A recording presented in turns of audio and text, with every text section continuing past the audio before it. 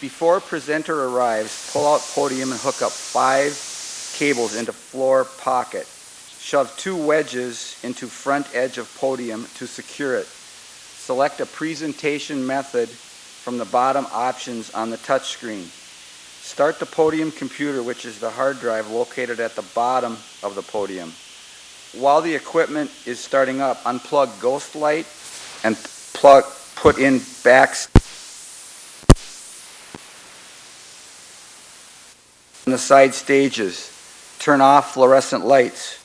Log on to podium computer with the Novell ID. Run any updates. Check microphones. If you're using wireless, look at the battery level. If you are starting at 2 bars or less, replace batteries with new. Assist presenter with starting their presentation. Copy to the computer desktop. Or, what's going on, Brent? Why are you over there so long? It's not very loud on the, wait, you're just checking the headphone output, right? Okay, what's going on your computer? What? Well, we can't fix that now. Static, huh? Is it bad? The static bad? Well,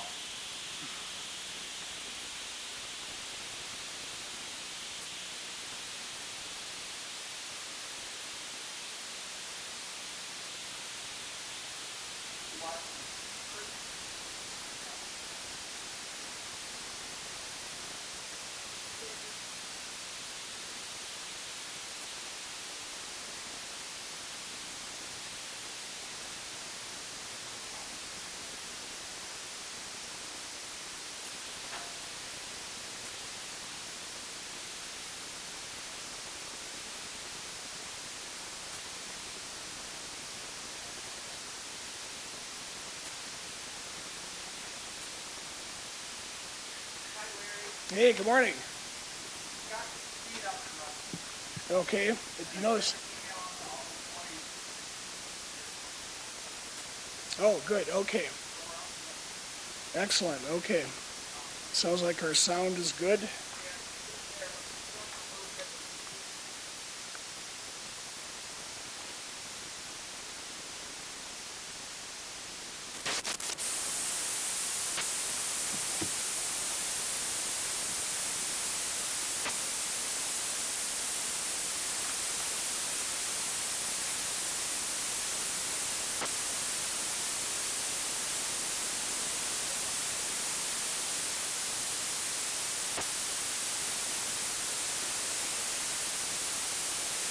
Hi, good morning.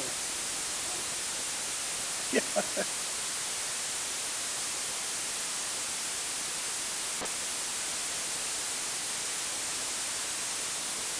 All right.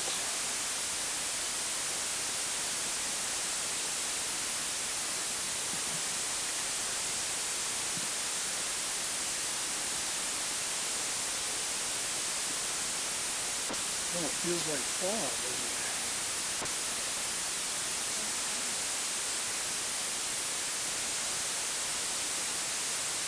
Oh, wow. That's just kind of our timing. Clear, and then when everybody takes the stage. Good. All right. Okay. All right. Okay, good. Super.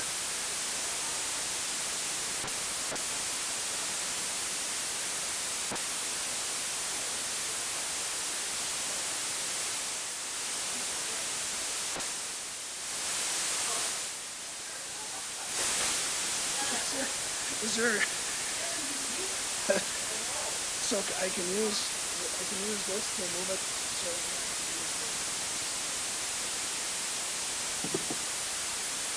You can look at, I'm going to show you this. I'll let you go ahead and do that one. Larry, do you want to log in? I can't put mine into that computer. where's the goddamn keyboard?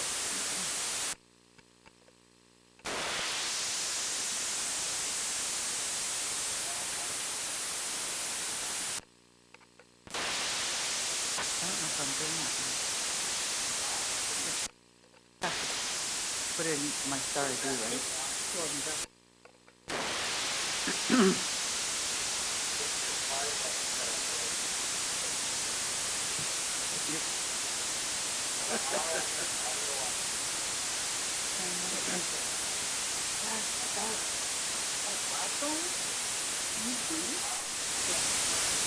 I don't have my phone, or I turn it on so you can see it. Did you get it? Oh man, it's moving real fast here. Yeah. Mark,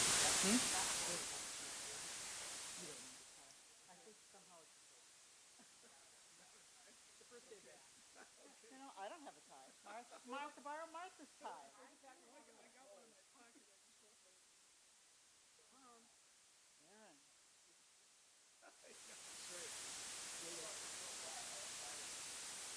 Finally. I know I've got 3 logins, so I should be good. How'd you get through logins? Well, because I'm special.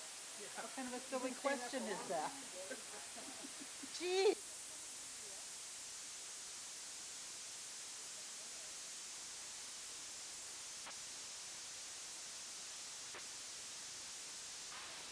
want to put that on the desktop? Do I? Yeah, you want to.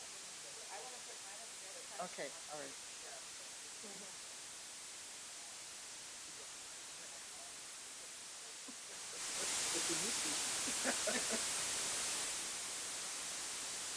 All right.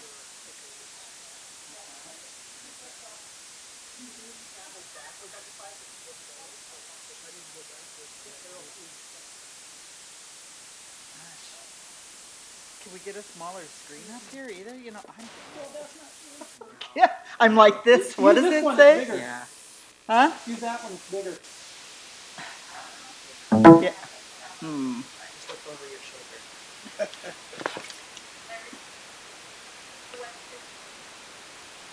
Good. Yep, okay. Good, good. There it is. Martha, I'm getting there. Okay. I just got to get 2015 and not 14. That would be bad.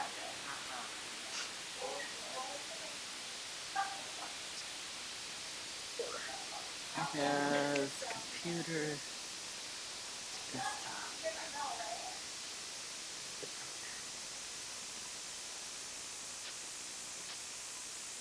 Oh, is that yours or is that Martha's?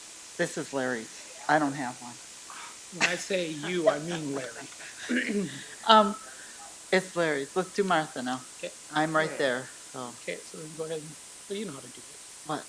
Open? Yep, Is she in? she's in. Oh, I didn't know you put her in. SS date, yep, that's it. Yep, that's it. And then, Oh, okay, What? I'll step back here. We're just going to save you to the desktop. okay, If I to can find a start. chair for me. okay, That way we don't have to worry that it's not here. excellent. And what we should probably do is just go through them quick. So if you want to close that down. and I go back. can't go through Larry's. I need to, No. I need to test the sound on my video. Oh, whoops. Okay. Where is Martha's other one? Here, there we Okay. go. Yours has You only have video one? or audio? It does, so if you scroll down or scroll through,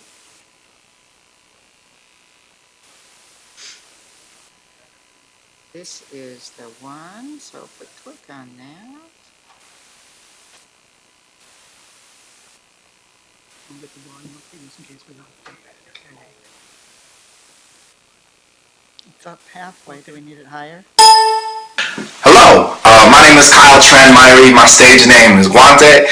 I'm a spoken word poet and an MC and an activist and an educator, but most importantly, there, it's gonna work, great, Okay. thank Is you. it too loud, you think? I think with all the people, Okay, because I put it all the way up. We Yeah. can't get any louder. so- okay, so I can adjust it.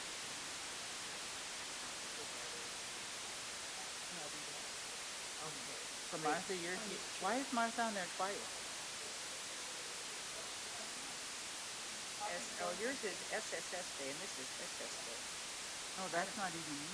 So you make sure we grab the right Yeah, one. SS day, I don't know what SS essay is, this is Larry, that's Larry. There we are, there we are. All All right, right, good. ready to fly.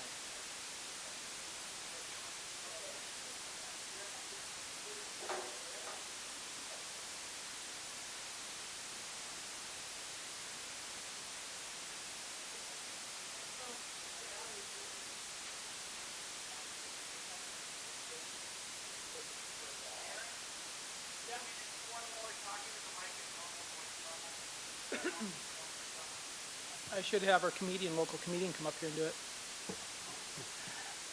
How's this? Test 1, 2, 3. Testing 1, 2, 3. How's that? Is that good? Okay.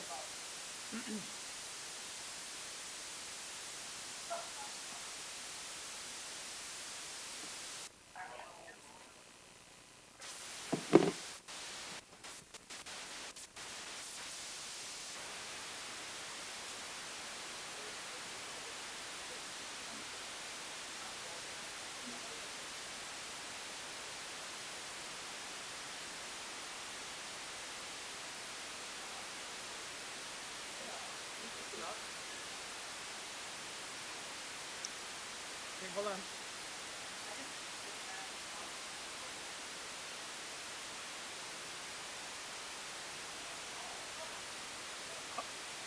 Right there. Sure. Which oh, it was on Martha's.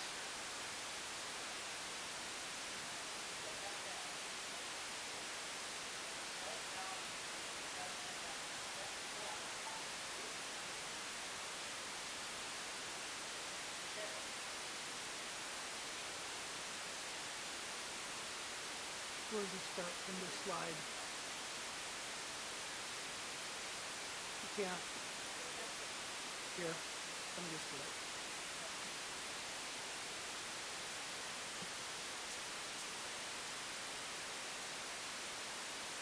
Hello, my name is Kyle Tran Myrie. My stage name is Guante. I'm a spoken word poet and an MC. And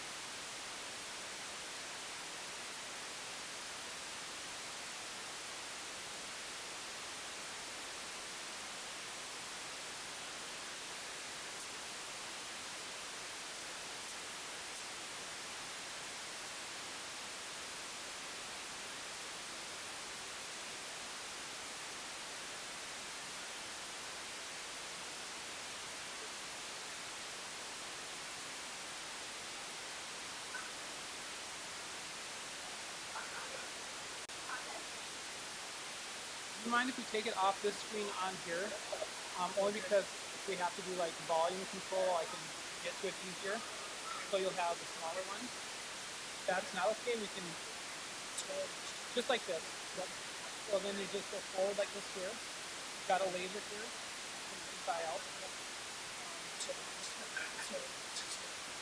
Yep. Go forward in the back one. I'll be sitting right here. Good. You want to move the podium move at all, or? This is a picture here, so.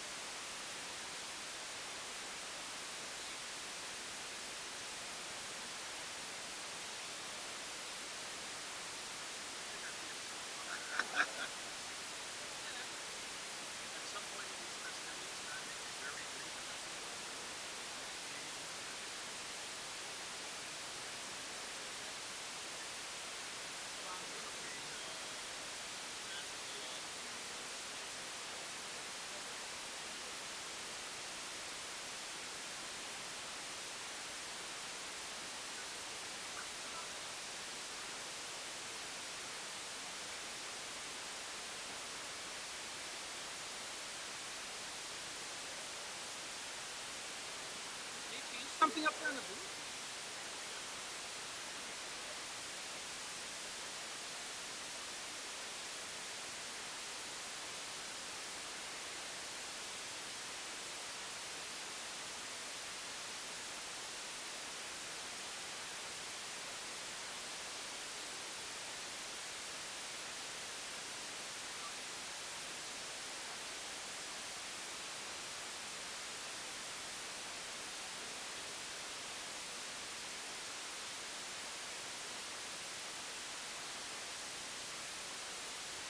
I don't know what happened, Larry. I don't think you did anything.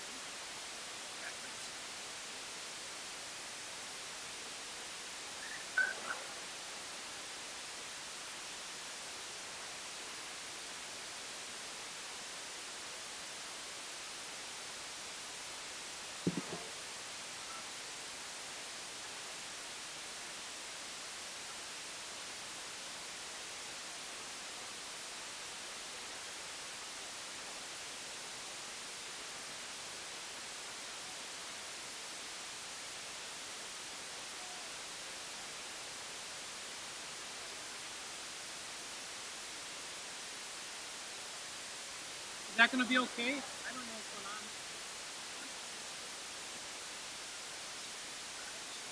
I'm gonna go up there and see if there's something going on up there. Is that gonna be okay?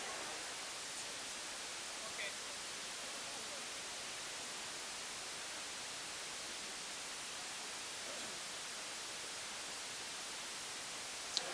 Okay, let's get started.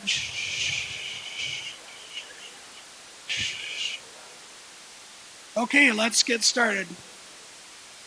Had a little bit of glitch with the technology. Hopefully we got it taken care of. So I'd like to welcome everybody back, those of you that have been gone for the summer, and certainly welcome everybody to the first day of fall semester in a new college year. The weather seems to be indicating that fall is going to come at some point. We're getting a little bit of a taste of that today. It was snowing in Wyoming, somebody just told me. So anyway, we'll hope that stays out there and it's not going to affect what we're doing here. So I'd like to welcome also new staff and faculty who are here today, and we'll be introducing you later this morning. Dave Heidela, as you know, has been out this week due to the death of his father. So we certainly want to keep the Heidela family in our thoughts and prayers, and I'll be condensing what Dave is going to do, so we will make a little bit of a change in the schedule this morning. I'll just continue with what he was going to do as part of my opening remarks here. So we'll look forward to Dave being back on Monday. Many of you, all of us know Karen Murtis, and many of you know that she's been in the hospital in the Twin Cities and has been dealing with some issues. She, I understand, is going to be out today or tomorrow, back here in Brainerd. And she has a lot of recovery yet, but we want to keep her in our thoughts and prayers as well. So it's encouraging that she's got the treatment and that she needs, and things are moving forward. So we'll look forward to having her back in 4 to 6 weeks. This morning, the breakfast was funded partially again by the foundation, and I want just to acknowledge that, thank Pam and the board of directors for that this morning. Let's give them a round of applause. And I'd like to also encourage your support of the foundation. We have seen increases the last couple of years with our giving as a faculty and staff, and it really makes a difference to the board of directors, and also makes a difference to the folks that we're talking in the community about supporting the foundation. One of the questions typically comes up is, what kind of support are you getting internally? So it's really obviously goes to a great cause, our students, and we want to show that we're, in addition to providing a good quality education here and doing all we can to work with the students on campuses, that we want to make sure that we're also supporting the foundation. And with the foundation, of course, the scholarships, but the foundation does a lot of other things for the college as well. And a couple years ago, we were looking seriously at student housing, and the foundation was there to assist with that. So again, I just appeal to you to, when the time comes, cash, one-time gift is great. If you choose to give on a paycheck by paycheck basis, that is great as well. And you don't have to worry about it each year, and you can just up the amount if you'd like. I also would like to invite you to the annual fundraiser, which will be a week from this Thursday night. And Pam has done an excellent job, and others, Sarah and others, of putting a good evening together. It's a period event. It'll be out at the Northern Pacific Center here in Brainerd, which is east of the old water tower, I guess, out in the Northern Pacific area there. That they really have done a nice job of putting that building to good use. We have a special guest coming in.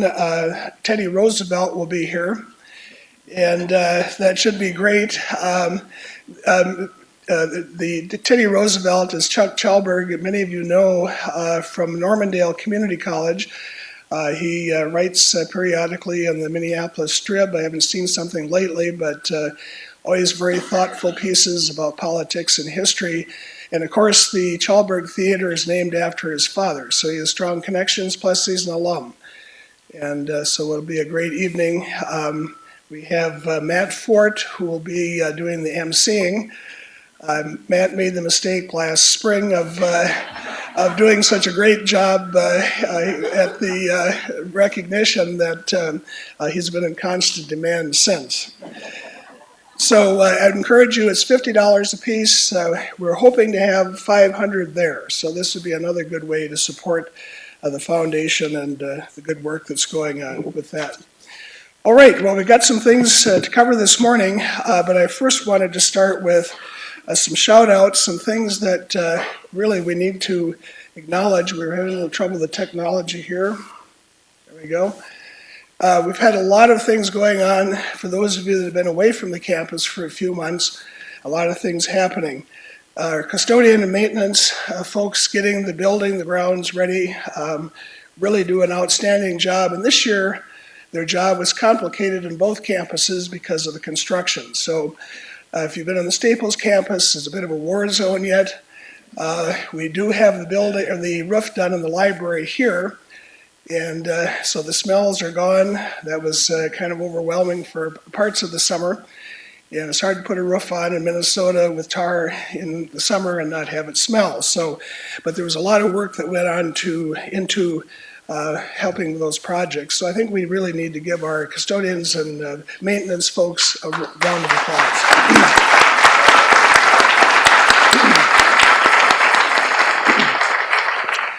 And I mean, extend the congratulations to the folks that are here in the summertime for a good job.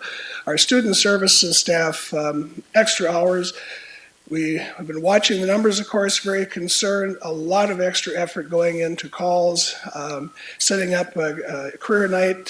Several faculty, staff, administration were involved with that throughout the summer. Numbers weren't always great, but that certainly was making things available for our students, plus having the college open in the later in the day during the month of August, the Brainerd campus, and making some arrangements with hours and Staples.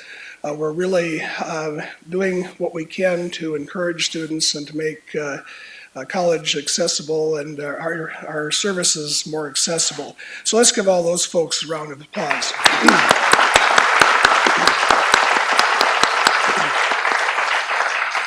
And I hope you've been kind of keeping up with the changes on the website.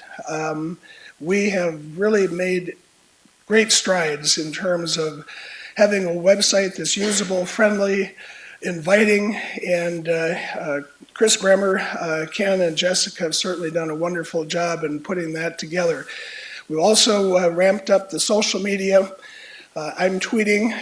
Well, Jesse's tweeting for me most of the time.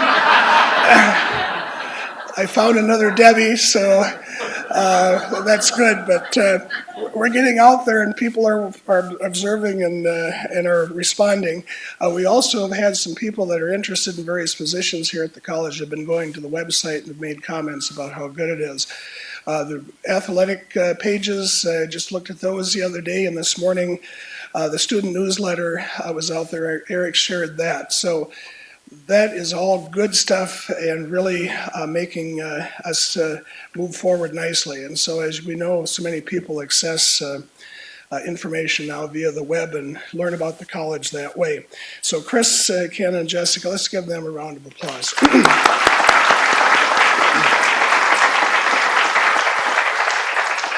And we've already talked about the construction going on in the Staples campus, campus beautification. There's been a group working since last spring here in the Brainerd campus. And of course, the campus beautification has been wrapped into the Staples construction project.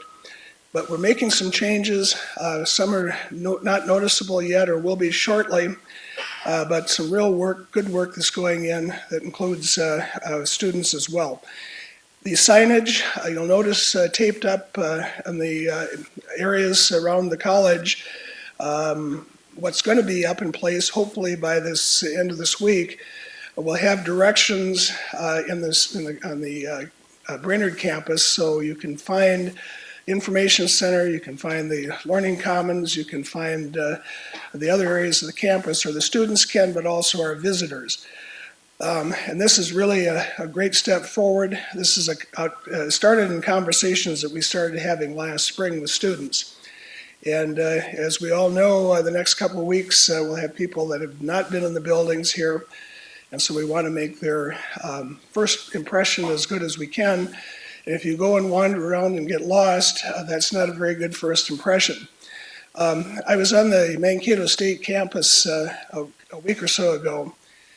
And MSU, some of you know if anybody else is a graduate of MSU here, but if you've been on that campus in the past, it was difficult to find where you needed to go. And so I was on the campus and I went there specifically to look to see what they were doing and several things. And they've done amazing work.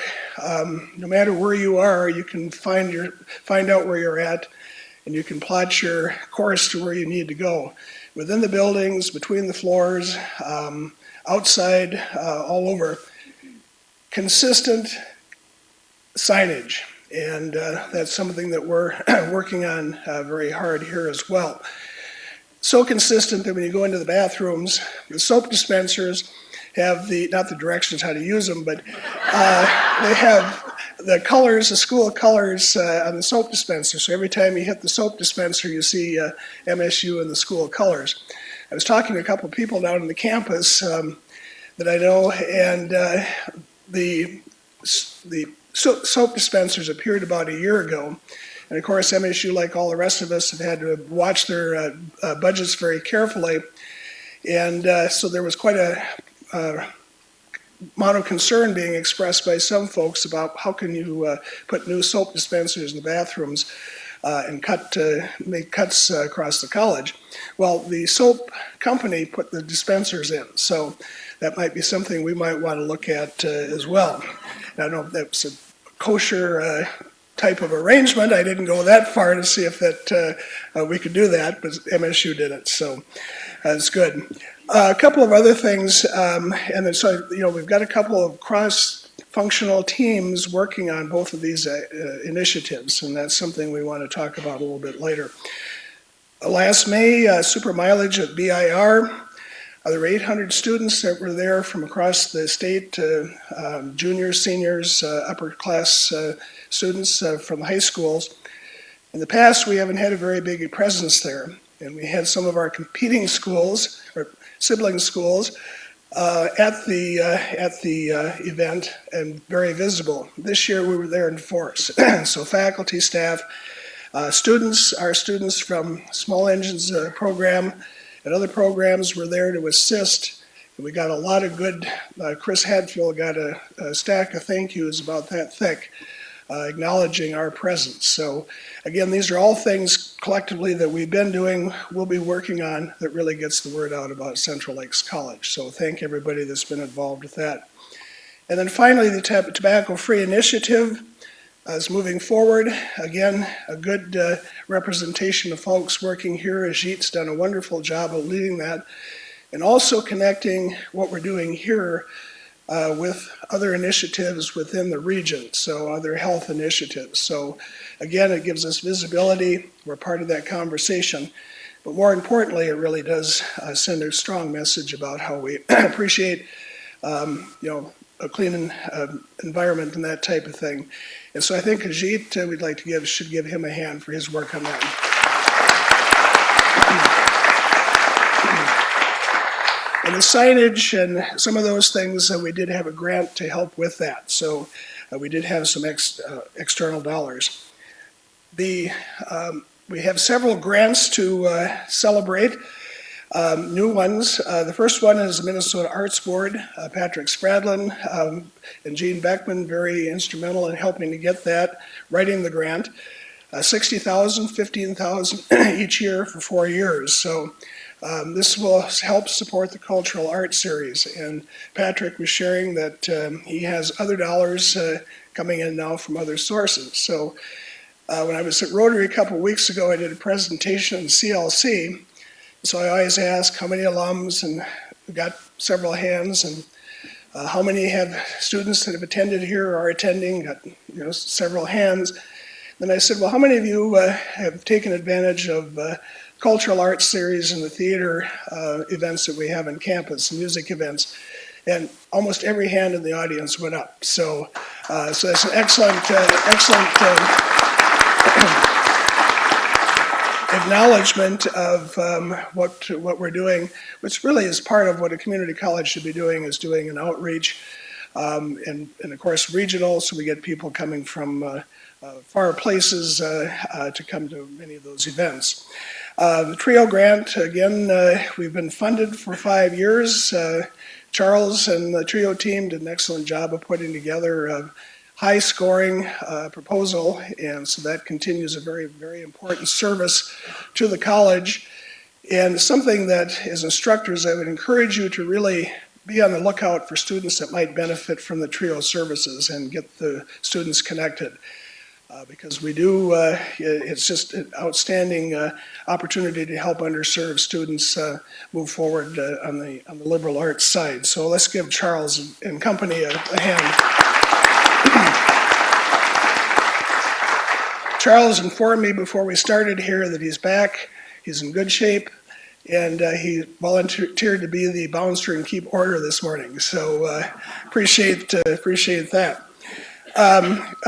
Career Exploration Initiative, we've received another $250,000 for that. That is buying equipment that'll be moved from college or from high school to high school and occur in the technical side. Alicia Green is a person that's working with that. I think she's in Monaga this morning setting things up. So this is a great addition to the bridges, the career academies, and encouraging students in that middle majority to take a look at college and careers. Cash donations this past year, $700,000 and climbing. Pam is still trying to collect the last information on that. These are cash and non-cash donations to the college. And my guess is we probably will add another couple $100,000, or I'm going to round it up to $1 million, that's been coming in. So the Ag and Energy Center, we've gotten grants over the summer, $144,000 for a wine quality certification, grant on apple hardiness, and UAS, which is the drone curriculum that we're developing with Ridgewater and with Northland. So again, some areas that we can expand into. I know I get a question every once in a while. It's why are we doing viticulture, and how does that relate to Central Lakes College? And this is really, when we look at community college, we're looking at, and a technical college, we're looking at the training, customized training, the education that goes on, but we're also looking at economic development. And if you drive around the state, you see a lot of wineries, and we're touching a lot of those wineries through our program. Great outreach, and it's an economic growth area for for the state and for our farming community. And as you know, the craft beers have been catching on as well. We were taking a look at that a little bit, and Dakota County got there before we did. So they have a craft beer program. And my understanding is they've filled a section, and now they've filled another section. Of course, you have to be over 21, I suppose, to be a part of that class. So they're reaching another audience that's out there. So the things we're doing in the Ag Center, we need to better connect with our college programs, but we certainly have an opportunity here that most other colleges don't have in terms of what we're doing and how we can tie things together. Ag Day, we have on Friday from 9 until 3, so if you get a chance, if you're over in the Staples area, you might want to stop in. We have Congressman Peterson, the Dennis Frederickson, who is our Commissioner of Agriculture, and a number of other dignitaries will be at the Ag Center on Friday. So good opportunity for showcasing the college and what we're doing. Honors program. Last year, a group of faculty and staff got together, revised the honors program, and so the advisory committee would be that particular group. I understand that there are 5 classes that are being offered this fall. There are 92 enrollees in the honors program courses. 3 of them have waiting lists. Last year at this time we had 18 students. So that group has done an outstanding job not only of taking another look at the honors program, but also getting out and publicizing it. Similarly, the Student Success Committee, Adam Marcotte, Sue Bremer leading that, but again, a good cross-functional team of faculty, staff, and administrators that have been really looking at our Student Success Day that's going to be coming up, making some exciting changes, and you'll hear more about those this morning. So I'd like to give those folks that have been working on these 2 projects a round of applause.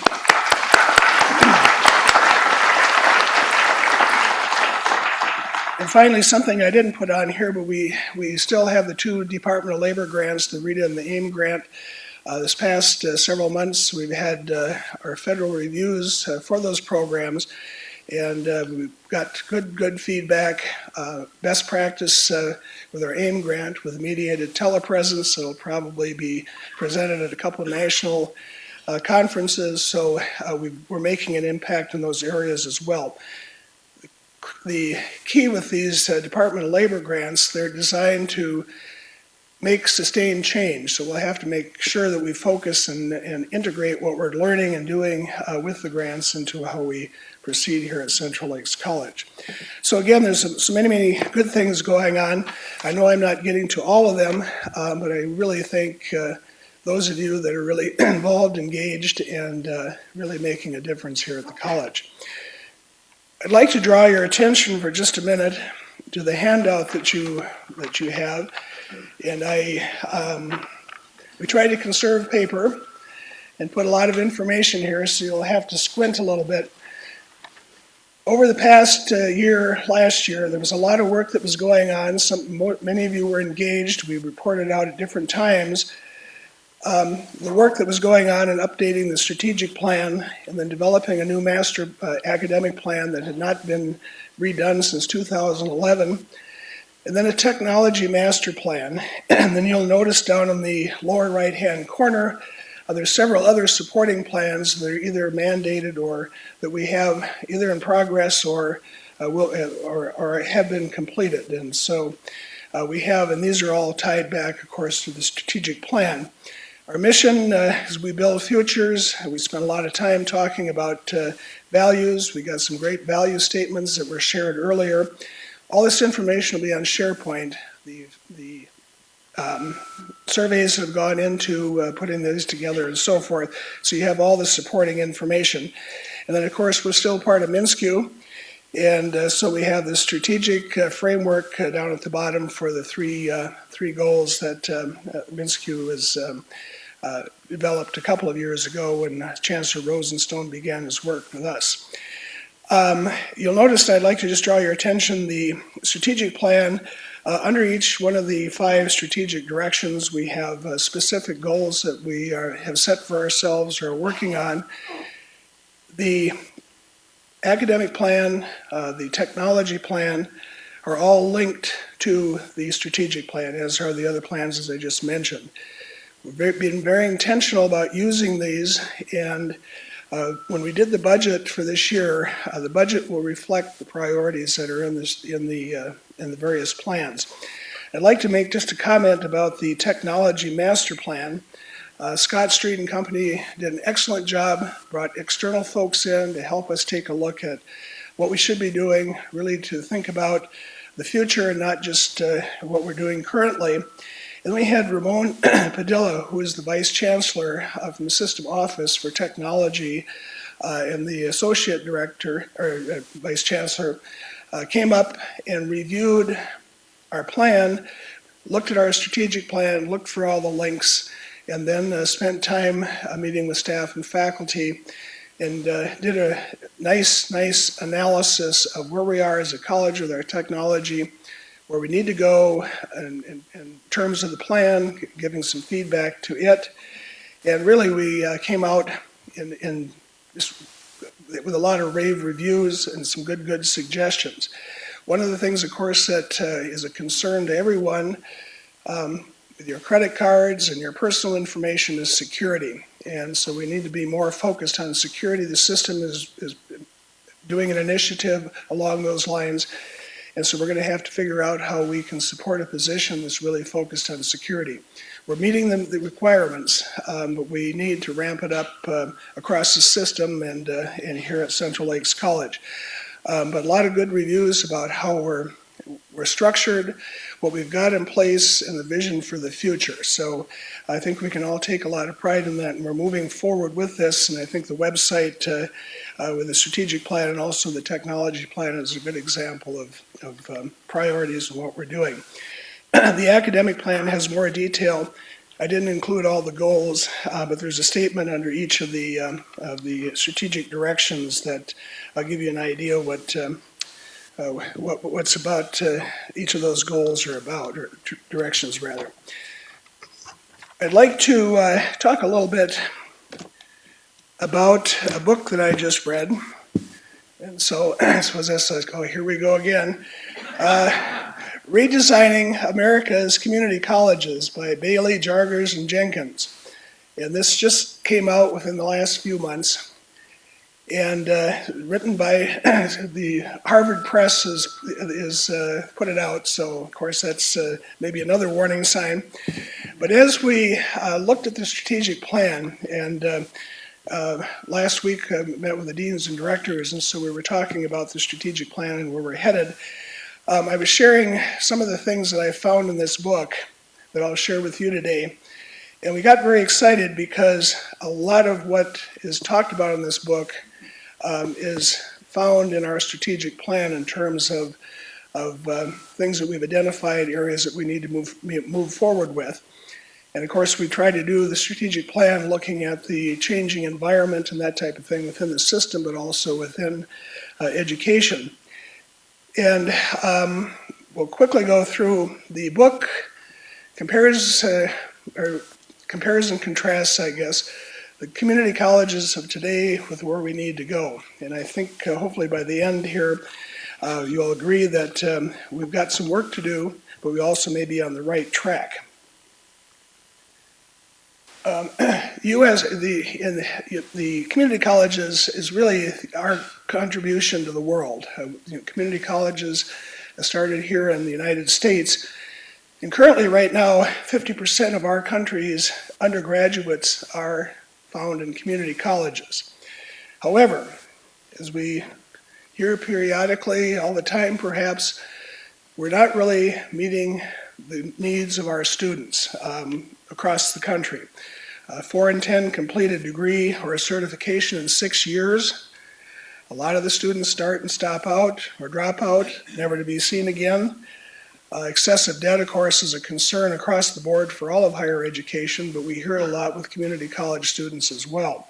And we have students here that leave with high amounts of debt. And we've had some conversation last year with our Finance and Financial Aid Committee taking a look at some ways that we can work with students to make them aware of borrowing and what the ramifications could be. And then a concern about after the students spend all kinds of money, they get out and they end up with low-paying jobs that they didn't really need to go to college for. And so we're constantly hearing this. Over the last 10 years, there's been a lot of work across the country on retention. We've had the conversations here, completion, and the achievement gap between minority students and majority students. And as a system, as a nation, community colleges, technical colleges, we've not really moved the dial.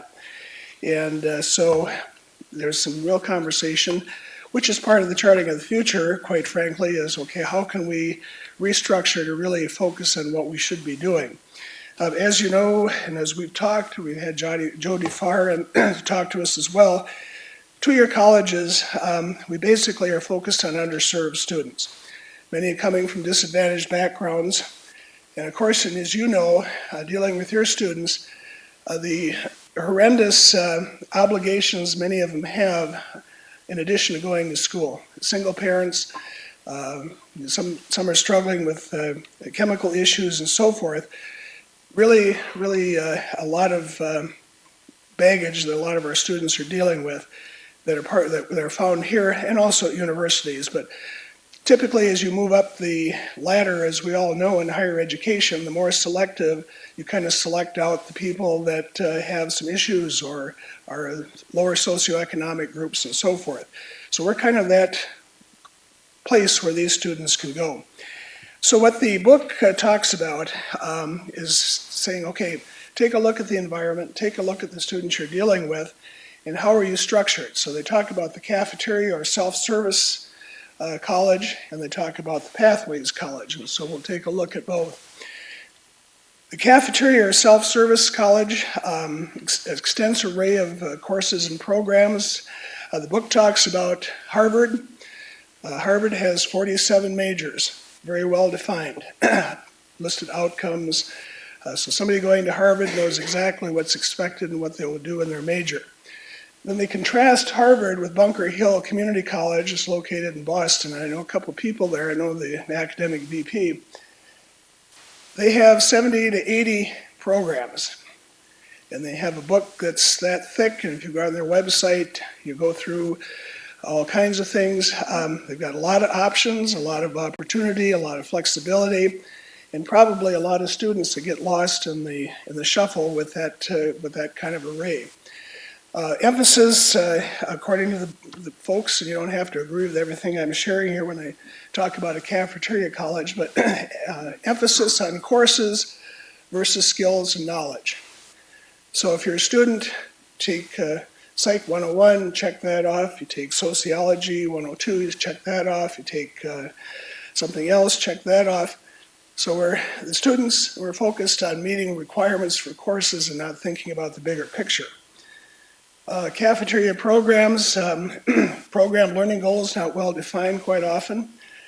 Difficult to build a coherent set of skills. So especially in the liberal arts side, we've got the content knowledge, but what skills are we thinking about?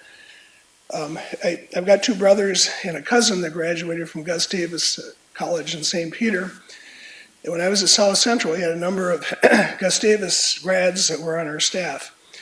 And so one day we were sitting, and it was a staff meeting, and there was a CFO who was a Gus Davis grad, and a couple of other folks, Gus Davis grads, a couple of faculty members. And so I finally said, it's interesting. When I talked to my brothers, talked to my cousin, and I talked to you folks, you all have kind of a way of approaching a problem, analyzing, and so forth. So I said, what's the common theme here? And so they all kind of laughed. And this is, back several years ago, of course, but they said, well, this is whatever program it was. And so when they went to Gustavus, critical thinking and analysis and so forth was embedded in all of the classes. So if you went to religion class, you approached thinking the same way as if you went to an English class. It was reinforced over and over again. And so I was talking to my brothers, and I said, okay, so tell me about that. And that was true. It was a program of thought that was collectively put together as an outcome for those students. I'm not sure if Gustavus does that anymore or not. But that's when we talk about not just the content knowledge, but also the habit of thinking knowledge and emphasizing skills rather than just the knowledge itself. Cafeteria program structure, our goals are not always so well defined. Difficult to find the coherent set of skills, as I mentioned. Students are quite often left to cobble together a program from a large menu of classes. And colleges, by and large, use information through assessment to make changes. So I read the book, so I thought, well, let's see how we're doing. So I got the programs to study, and I checked to see if this was the current one, and yep, it is. And so I was thinking, okay, we emphasize disciplines according in a cafeteria school. We emphasize a lot of program options. We emphasize taking courses. So and I'd invite you to do this. Go through, we get to our first page, and starting on page 3, and we start listing our programs. And we continue on page 4 and 5. And then we get to the liberal arts section. And so we have a short paragraph. And then we start talking Minnesota transfer curriculum and how you need to take so many things in this area and that area and so forth and so on. And then we have the 10 goal areas over the next several pages with lengthy lists of courses, of choices. Now I know advisors are working with students to help work through this. Page 12 is all courses for goal area 6. So the whole page is courses. And then you go back and continue and so forth. Then we get to the certificates. We have the mathematics, or first of all, the disciplines, mathematics, psychology, philosophy, and so forth. And then we get back to the career and technical. We have 3 or 4 options perhaps in some of our majors. Nicely outlined information there. So think about our conversation that we've had with Jody Farr 3 times now. I think she's been on campus. You're an underserved student. Family doesn't have a history of higher education. So you come to Central Lakes, or probably St. Cloud Tech, or Ridgewater College, or whatever down the list, and you meet with somebody, yep, I got a goal, I'm going to get a degree. Okay, what do you want a degree in? Well, I'm not sure, especially if you're thinking about a 4-year degree.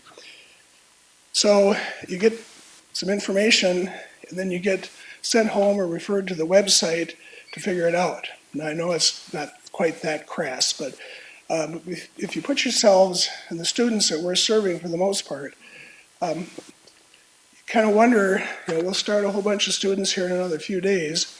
And this semester, we've already lost a bunch of them. Spring semester comes, we start another group of students or continue, we lose another bunch of them. We get to the end of the year, we're scrambling to say, okay, how can we get the numbers to come in so we can fill our classes and sections for the next year? So, some of the reason why we're not having a success, and we aren't having a success across the system, we're not having success across the country, especially the 2-year colleges, is because maybe the way we're structured. And so this book is really talking about making some change, not huge changes, but changes that would make a big difference. So let me just finish with the cafeteria schools here. The instruction is often isolated. Instructors work by themselves or maybe in small teams sometimes. We're organized by discipline. Innovations are kind of up to the individual to do versus something that emerges in the culture. We develop content course by course, and self-direction, time management, motivation, we view it as a student responsibility in the cafeteria college. Developmental education, there's a lot of conversation going on right now about developmental across the country and within the system. I don't know how much of a part of it we've been yet. At the legislature, this last session, several legislators were very focused on developmental. And I sat in several of the committee meetings. I didn't get involved with the developmental discussions. But it's interesting, a lot of people are saying it's broken, you got to fix it. Legislature is interested always in fixing things. And so they're looking at it very seriously. And there's some outside interest groups that are really promoting this. You got the Gates folks and others that are coming in. They're talking to the legislators and they're saying, your system isn't working and we've got a good solution for you. So we've got to get this figured out. The cafeteria, we're looking at a perplexing process as far as transfer, uneven transfer, loss of credits. Again, the system has been trying to deal with this for a long time. Supposedly, under Charting of the Future, this is going to be taking place. However, and I don't know if I'm going to offend somebody in here that's on a particular committee, when I look at what they're proposing, it's not really addressing the issue. And so we're setting up more barriers rather than streamlining our transfer policies. And I just talked to a parent not too long ago, and I keep encouraging her to have her daughter, who is going to be attending one of our MNSCU universities, who graduated from here, who is now going to have to take an extra year because they're saying that some of her credits aren't going to transfer. So I want to know what they are, and we want to do something about it. The problem is the student's a little bit reluctant because it's like, well, if I stick my hand up, what are they going to say at the university where I'm transferring to? So I know we hear these anecdotal situations, and I'm not sure what all the particulars are in this case, but when I talk to school board members, and I've been out to several school boards now, one of the concerns that comes up is, do your credits transfer? And we're out there saying, come to us, get a start, move forward, but we have some issues within the system. So I usually don't say a lot on the union side, but I think some of the MSC folks should take real special interest in what's being talked about as far as transfer is concerned. Okay, culture. When we look at culture, and again think about ours, and this is what the book is saying, cafeteria type culture as far as a community college, fragmentation of resources, everybody's scrambling, trying to get a piece of the action, get some dollars from the programs or whatever, don't cut my area. We're siloed. Last spring when we were talking to students, it was very interesting. One of the students made a general observation, and I don't know the exact words, but she talked about the college here being siloed, how the services and everything are in bits and pieces all over the place. And so I thought, wow, so this is what our students are perceiving and seeing. Innovations, we don't necessarily sustain innovations. We get something started and stop. This again is collectively for community colleges, but you think about some of the things that we've started that we haven't followed through on. Successes are not leveraged. So if we have something that works in part of the college, we don't sit down and think, okay, well, what made this work and how can we apply it elsewhere? Relationships between the faculty and administration are reactive. So if somebody proposes something, the other side has a reaction. Could be good reaction, could be not so good. A majority of community college, the majority of the people in the community college are disconnected from institutional discussions and decision making. And that's certainly something that we've talked about here and struggle with. Professional development, again, it's kind of en masse group kind of activity, top down, one time workshops disconnected from the classrooms. Sound familiar? Probably. Okay, so this is kind of, and you can agree or disagree with The premises here, this is going to be required reading of the deans and directors, and I'm going to get a copy to some of the faculty leadership too, to sit down and think about, okay, what could we be doing? Charting of the future is not necessarily going to get us there.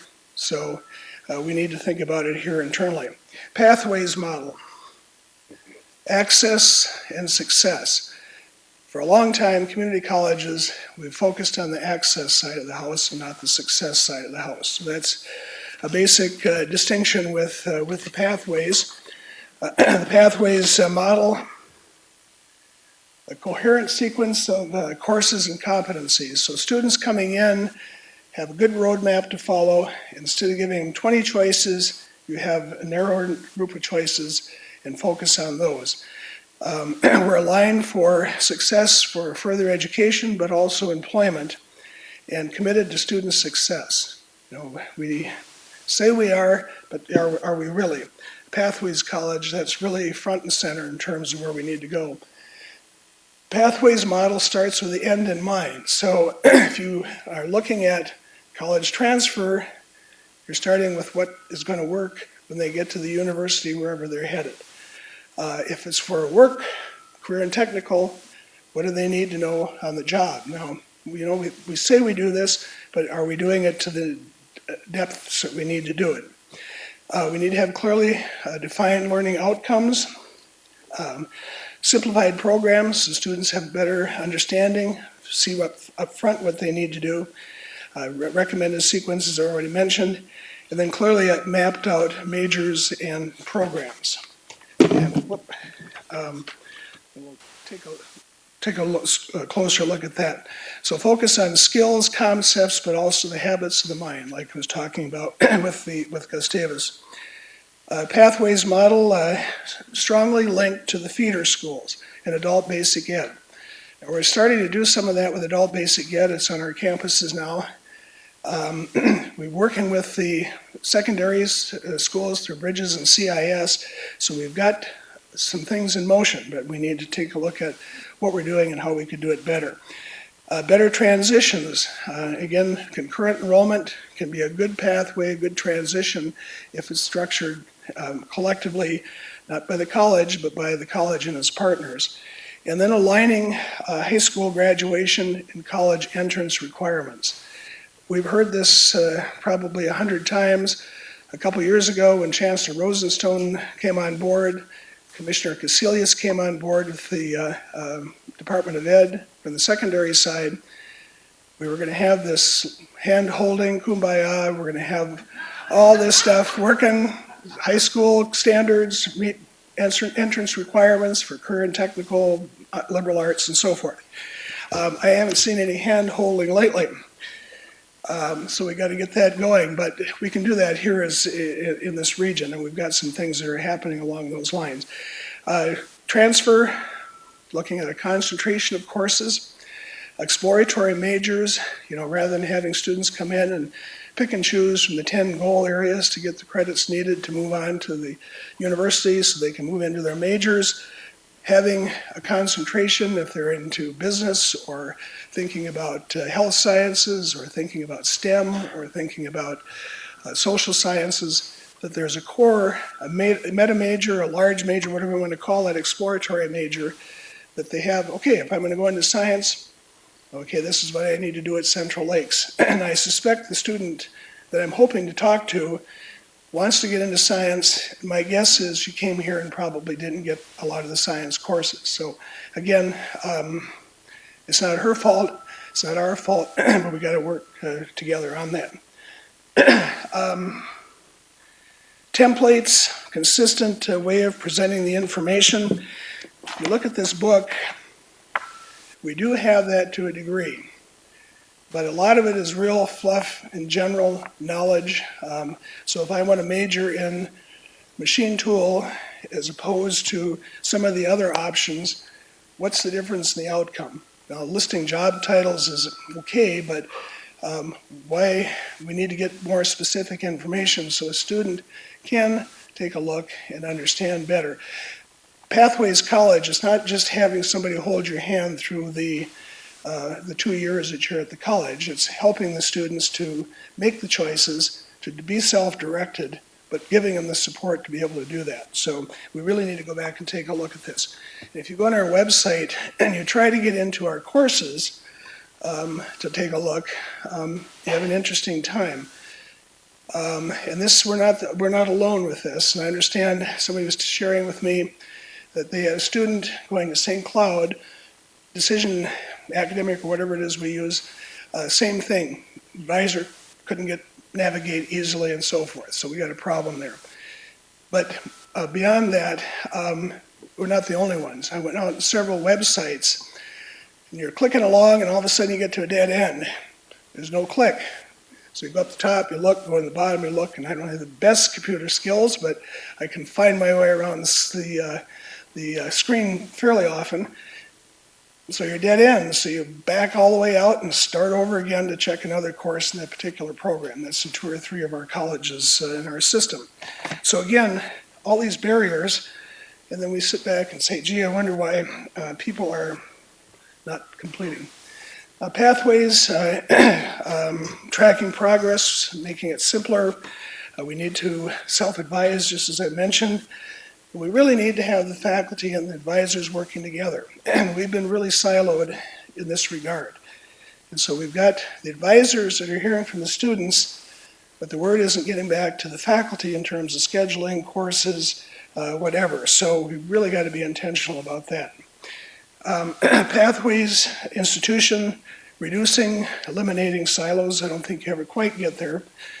But really using data to determine where the students are getting lost, where are they dropping out, at what point, what's going on. Using data to track student progress, evaluating our progress, assessing what we're doing, not just in the classrooms, but with services, promoting quality, and then helping students to master the learning outcomes, which is the real focus. Collaboration needs to start with the faculty, advisors, financial aid, the people you see listed here, working together versus working independently, which occurs here in most of our colleges. And then looking for ways to integrate the many things that we do. And these are things that we do here at Central Lakes. But do we take what we learn that's going on with students in one area and transfer or work with our collectively to come up with solutions for students? That's where we need to take it to the next step. So pathways, student-focused, is a cultural change, is eliminating the silos. In the next several slides, compare and contrast, and you have the information on the back of your large sheets here. And of course, I mean, they're doing a black and white here, so the cafeteria looks pretty black, the pathways look pretty white. But in the end of the day, it's a good comparison. And if you think about all the steps along the way, and if you look through these, and you can read them at your leisure, but you can see that with the pathways, there's a better chance of getting the student to the final outcome, whatever it is that he or she is desiring, through collective work, through making sure that the advising is connected to the educational piece and it's all connected to where the students came from and where they're headed. And one of the things we can take away as you look through this is, and we'll get some of this online from the book so you can take a look at it more in depth, but we're moving in the right direction. And so when we were talking the other day, the deans and directors, about the strategic plan and about the academic plan and some of the things that we had in the plan, it's like, whoa, you know, we're thinking along these lines. We're starting to move. And we congratulated several of the task forces, groups that have been working on various projects here the last several months. That's a good first step in terms of getting people to sit down and work together from different areas. And so we've got the right idea. We've got so many things that we can point to as a college here, the bridges, college, and the schools, some articulation agreements that we have with our university partners, the work that we do, and starting to do in some of the various projects. We're kind of getting the idea. And there are several, I shouldn't say several, 3 or 4 of our sibling MnSCU institutions who are starting to look at pathways very seriously. Dakota County is one. And so part of Charting of the Future we'll talk about in just a minute is to connect MnSCU colleges who are working on similar goals and objectives. And so I think we should take a real hard look with the pathways, first of all, as a model, develop that, and then start looking for sibling institutions. At the top of that sheet, by the way, we have all the committees in the college, and we tried to come up with a way to show how information decision-making flows, or should flow, or at least is theoretically happening here at Central Lakes. The cabinet has been expanded to include the positions you see listed there, the academic deans and directors, financial aid, student services, and so forth, with the idea of having a larger group around the table to start looking at and talking about what we need to be doing strategically and what we're doing on an operational basis on a daily and weekly basis. So we're making changes here to help facilitate those conversations. And so hopefully we can model that as a cabinet. I think we had some good interaction this summer, and I think we're moving in the right direction. Okay, so quickly before we get to a break here, I want to get to a couple of other important things. We need to have priorities for this coming year. So this pathways framework is something we need to develop, but it's something we need to give very serious consideration to, because it really will help us with our strategic plans to move things forward. One of the things that's come up in surveys, we just recently did a best colleges to work for a survey, and that information will be out on the website, on the SharePoint, in the strategic planning area. We got a lot of work to do, as we all know, in communication, and some things that we can do, have been doing, need to ramp up, make more effective. SharePoint, of course, is where we want to have all the information from all the committees, and so we went back over the summer and encouraged folks that didn't have the information on there to get it on there. We'll have to do some intentional training around that. So you've got a source of information as we move forward. Town halls, we'll continue that. We need to talk a little bit about the format there. Department meetings, we for years didn't have department meetings except trying to cram everything in duty days. The last couple of years we've been making good strides. I know some people say, well, send me the email with the information and I'll read it. Well, that doesn't show a lot of really commitment on the part of a person saying that. But the department meetings should be more than just information sharing. It should be focusing on the goals and what we're trying to move forward, and having meaningful discussions about where we can take things and move and get the input, so everything isn't a surprise or a reaction we looked at earlier. Academic forums, the academic council is being kind of changed a little bit with the division chairs going away and having more of a forum. Cross-functional teams, several examples. We need to really move that forward around intentional parts of our strategic plan. Individual initiative and responsibility is really up to all of us. The communication isn't somebody not telling me something. It's everybody getting engaged and being supportive and also being involved. We have situations in the college, I'm thinking of one in particular, where you have folks that know something isn't working, and they don't share that information, and we keep working around it. And this particular situation was addressed, but we really need to be at a trust level with each other, supervisor to employee, faculty to staff, where we can make comments and help things be better.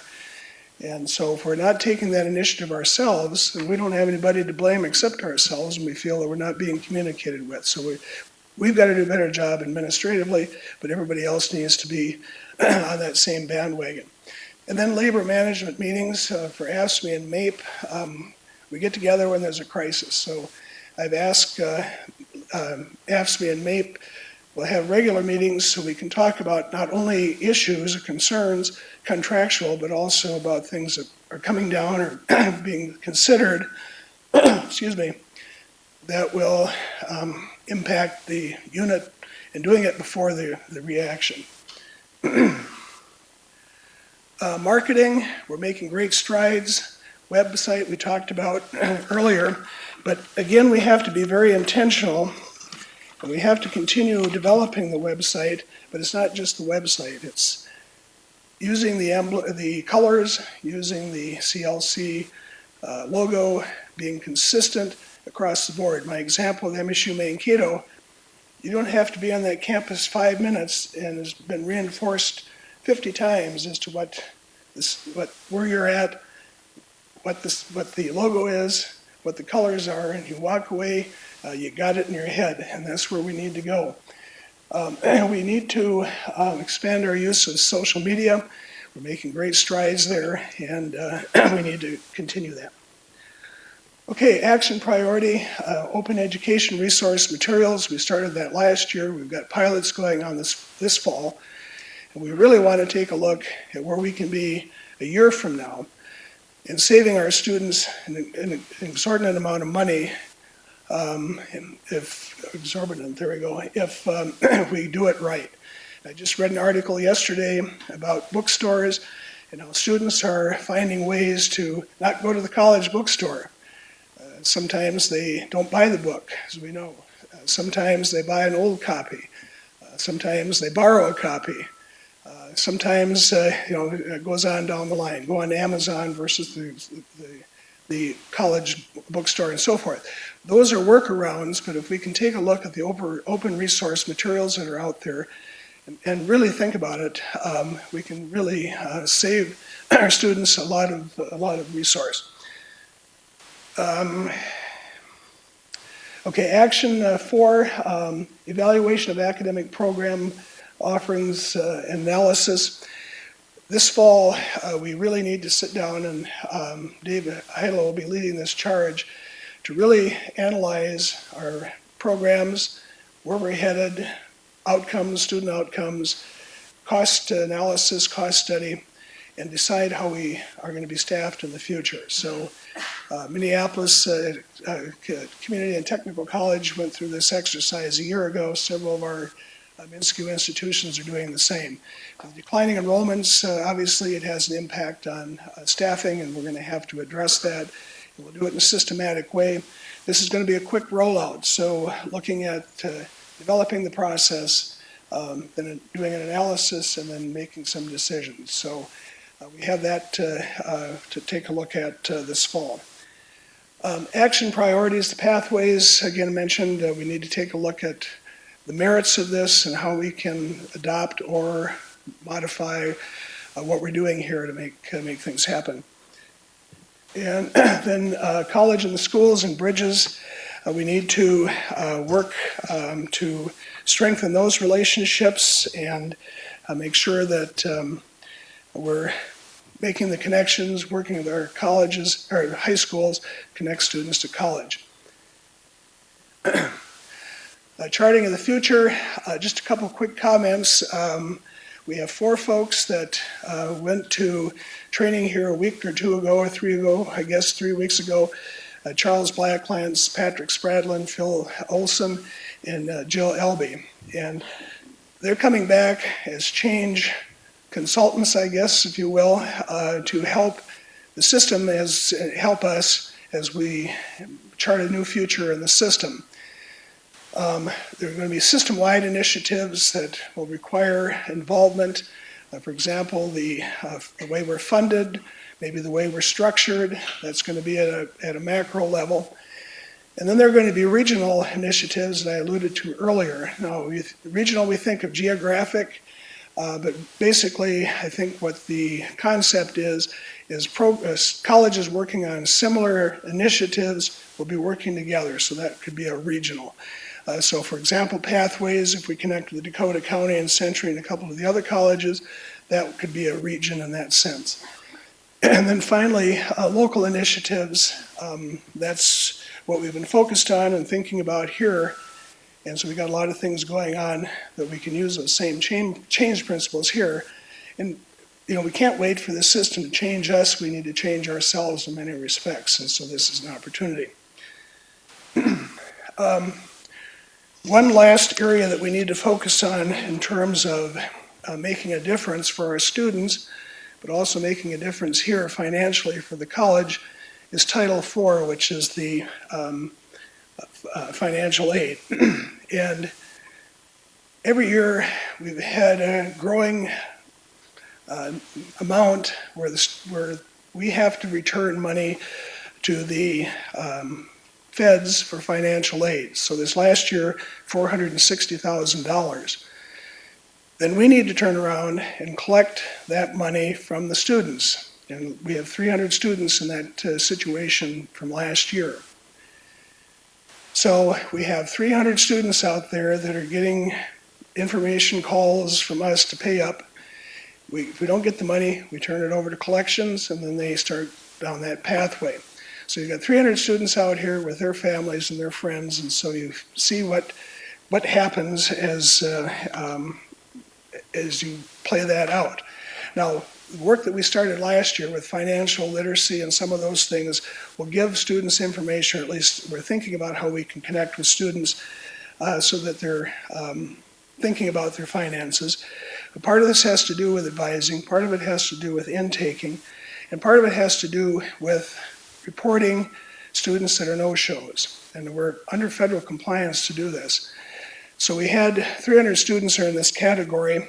Now, retention is one of the, we could retain all 300 students, we wouldn't have this issue. We know that's not going to happen. Now, we have students that don't show up. We need to report that because what happens, the money goes out and we try to get it back. And we get calls all the time. I get a few. Financial aid gets hundreds maybe during the course of the year where students are saying, well, but I never attended or I didn't do this or whatever. And sometimes it's legit, sometimes it's not. But we get the calls. They can't continue on another Minsky institution because there's a hold on their records. And so they're stuck. We had one situation where somebody couldn't get a license to be an electrician because he owed money at a Minsky Institute, about here. So his livelihood to pay his money back wasn't going to happen because he was in collections and couldn't pay the bill. So we can't save everybody, but probably a third of this 300, 100, are where we're not reporting by the 12th day if there are no-shows. And so we can have a big impact on, and many of you are doing this, but everybody has to do it, and we're going to have to monitor that closely this year. Because this goes on to our receivables, the amount that we can't get back. And so if we're talking about student service, if we're talking about marketing and all these sorts of things, we have to focus on how we can make some changes at the front end and not play at the back end. And of course, you take staff time and put all that together, that gets to be a real issue. Okay, so we've got a lot of things to do, and obviously it's going to be a busy year. One other thing that's going to be a dynamic is I'm retiring. I don't know if there's happiness or sadness, emotion, but that's going to be a dynamic we're going to have to work with. And of course, the chancellor will be coming up sometime this fall. And so he will be talking to you, talking to the communities, talking about, okay, what do you need in the new president? And then long about January, February, there'll be a committee that will put together prior to that. But January, February, you'll have the airport interviews and then the finalists coming to campus. So this can be a great time, an exciting time. Obviously, the last few months of this year will be, at least my focus will be on working with the new president, making the transition a smooth one. But a couple words of caution. The things that I just outlined, the things that we're doing, what I was talking about, we can't let slip. And we'll have to continue to move forward. We have a strategic plan, we've got directions. We need to make the changes that we need to make, because if we take the year off as an organization this year, you have a new president coming in next year who's going to have to try to figure things out. It's going to be 2 or 3 years from now before some of these things get back on track, and we can't afford as a college to let that happen. And I think looking at what we're doing strategically, what we're doing as a college here. I can't imagine too many presidents coming in and making radical 90-degree turns from where we're at, because we really have been moving in some very positive directions and doing what we need to do, what we think we need to do, making attempts at least to make things better for students and focus better on students. And so I would plead with you, because I know some of you right now are thinking, well, okay, the last 40 minutes, we can just check that off. We don't have to worry about that. We can't let that happen. I can't let you do that. You can't let yourselves do that. So we need to think very seriously about that. So it's going to be a busy year. I know it'll be a good year. It'll be a year where we'll have the ups and downs as we do. But I have every confidence in all of you, staff and faculty, that we can make things happen and make things happen in a very positive way for our students. So with that, let's bring Nancy up. I've already taken way too much time. And Nancy will introduce the new faculty and staff.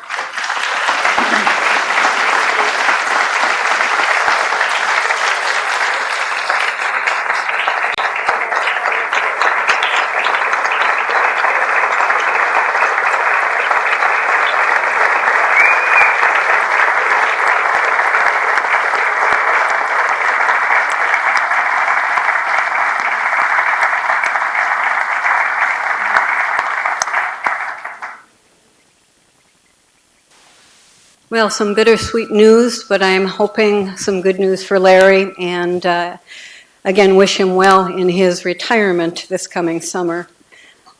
There's been a lot of hiring activity over the summer, and it's always my pleasure to have the fun part of the day, and that is making the introductions of our new employees.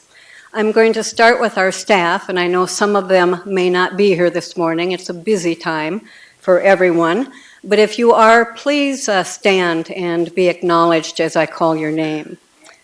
Yes. One request, if you can turn and wave to the camera as well. Would you do that, please? 25 viewers worldwide that are watching.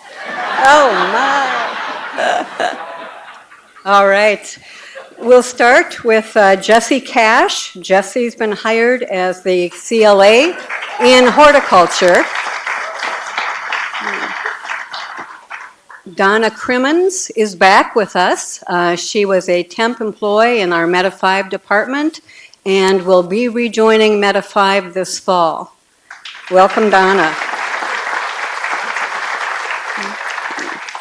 George Marsolek is our new theater technician. For those of you who are not aware, Dwayna left the college at the end of the academic year, and George has just been hired within the last week and will be assuming the duties of theater technician. George, are you up in the stage? No? Okay. Maybe George isn't here yet. Eddie Newgord will be back on deck this fall, working 2 days a week as a CLA with our OSP department. Lance Perius has been hired as the Ag Tech for the Ag Center on the Staples campus. Welcome, Lance. Audrey Thiesing, new account clerk in the Brainerd Bookstore. And I bet Audrey is busy. All right. Nikki Turcott, cashier in the Brainerd Bookstore. All right, that's what I figured. Judy Barca has been hired as the Center of Excellence Project Coordinator for our Ag Center. Welcome, Judy. Hannah Barrett, Research Analyst for the Staples Ag Center. Lots of hiring going on over there. Eric Boudreau, Customized Training Rep on the Brainerd campus. Eric is not with us this morning. Deborah Boltink, Customized Training Rep for the AME grant. Is Deborah here? Eric Hepner is back with us, Student Life Director. We're so happy to welcome you back, Eric. I talked to him yesterday, and he said it seems like he's never left. So, Amanda Small is joining the staff as Check and Connect coach. and she'll be located down in the bridge. David Groshong is assuming a new role this year. He will be a faculty member in the Marine and Small Engine program. David was our former CLA for the program. We've got a number of TPT or adjunct faculty, and again, if they're with us this morning, please stand. John Benjamin is going to be teaching Ojibwe language. Welcome, John. Mary Callender, reading faculty member. Mary joined our ranks last year on a temporary basis. Ian McNeil, viticulture. Maxwell Miner, biology. Tyler Oden, new college lab assistant in diesel. Welcome, Tyler. James Rutledge, English faculty. Ricky Thibodeau, viticulture faculty. And lastly, Rynell Turner, teaching for the health information systems. We have some UFT faculty to announce. Robin Beck has been hired as the FBM in Malacca office. Welcome, Robin. Stephen Osland is joining us as the accounting and business faculty member, new to us this year. Casey Hochhalter, new UFT art instructor. Welcome, Casey. And Sam Espana, and poor Sam was just hired on Friday. He's got a lot to do. And Sam will be joining our computer tech department. Lastly, we have a conversion to announce. Steve Wenzel has been converted from unlimited part-time to unlimited full-time, effective fall semester. Steve told me it only took 25 years. That was. And lastly, new administrator, Tara Carrolls, if she's here this morning. Please stand. Tara is our new director of nursing. And with that, we still have some positions to fill. We'll be doing a call out for some search committee members. The first one you're going to hear about is our Dean of Student Success. That will be our new Dean of Student Services or Student Affairs. And then we're also going to be posting a Director of Institutional Effectiveness and Planning. So please consider whether or not you can join our efforts in hiring these individuals to fill these posts. And with that, I'm not sure if you get a break or if Larry's back on stage. Martha? Okay. I'm going to introduce Martha Keene, Dean of Liberal Arts.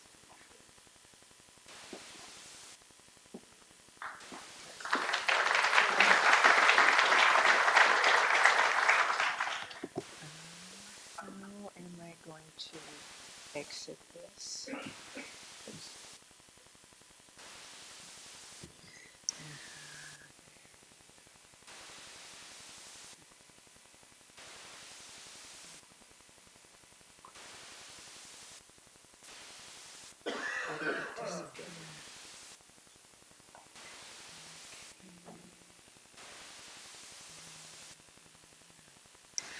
Okay, good morning, everybody, and welcome back. It's good to see faculty back on campus. Today, I'm going to talk to you very briefly about Student Success Day this year, and I'm calling it Student Success Day 2.0 because there are really some very significant changes from Student Success Days of the past.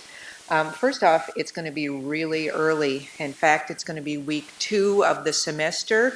In other words, 2 weeks from today. So in the past, we've had it later in the semester, and there's been a feeling that it's been kind of too late to reach a lot of students who have already experienced some failures and disconnected from us. So we're going to be reaching out to students very early. We're keeping a lot of the great features that have been developed over the past years, and we're also going to be changing some things. The themes for Student Success Day this year are community building. The idea is that if we connect the students to our college college community early on and make them a part of our community, that's going to lead to more student success and keep those students around. Student and faculty engagement is really one of our goals. We want to make those connections so that students feel that there's someone here who knows about them and cares about them, and that's staff and student engagement as well and connection. And the goal is also to have fun, to give students positive feelings about Central Lakes College and encourage them to stay here. So the goals of the day are retention, engagement, and making students successful as usual. Our guest for the day is going to be Guante. Guante is a Twin Cities poet, a social activist, a hip-hop artist, an educator, and writer. You'll be hearing from him just in a few minutes here. He has made a video especially to introduce himself to CLC and to talk about what he's going to be doing here this year. What's new with Student Success Day? Well, some of it is the way that it has been. In the morning, there will be workshops by faculty and staff.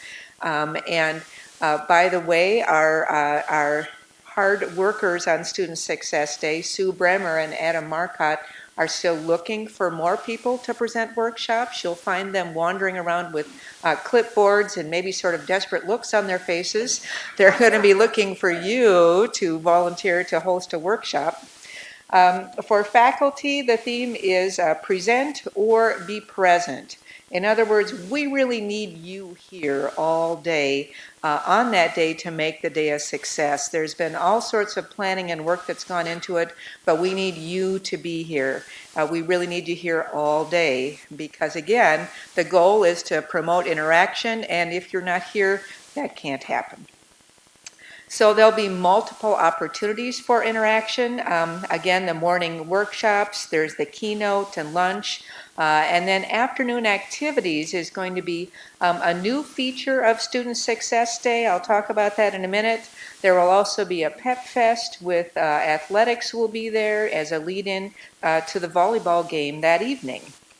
So really, in order for the day to be successful, again, it needs your support. And number one, please don't tell students that they don't have to be there that day. Please, please, right? It's not a class day, but it is a student contact day. So if you can offer incentives to your students to be there, that's often a very effective way. We'll also be offering food to students as another incentive for them to be present that day. One of our new pieces is social media use, and we'll be using the hashtag CLC Moment. Thanks to Jessie Perrine for this image and for her social media work for us.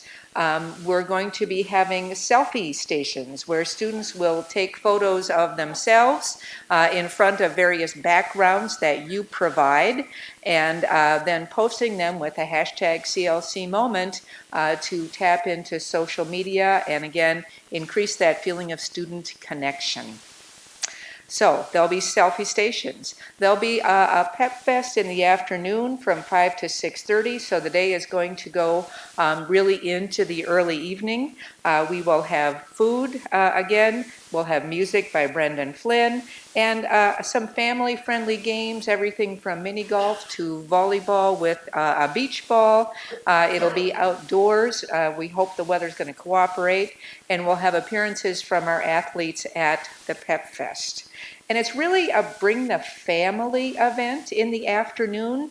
ISD 181 is not going to be in session yet, and we recognize that a lot of our students are parents, and so we're encouraging them to bring the family and for you to also bring your family to the afternoon events. There will be a talent show as usual, right? That's one of those successful elements that we're carrying forward. There will be root beer floats, family movies, there will be a frolf tournament and other games that are going on, and the Pep Fest. You'll hear more about this, faculty will hear more about this in division meetings, so I'm just kind of whetting your appetite here and telling you a little bit about what's going to be going on. There is information in the packets, the faculty packets on Student Success Day.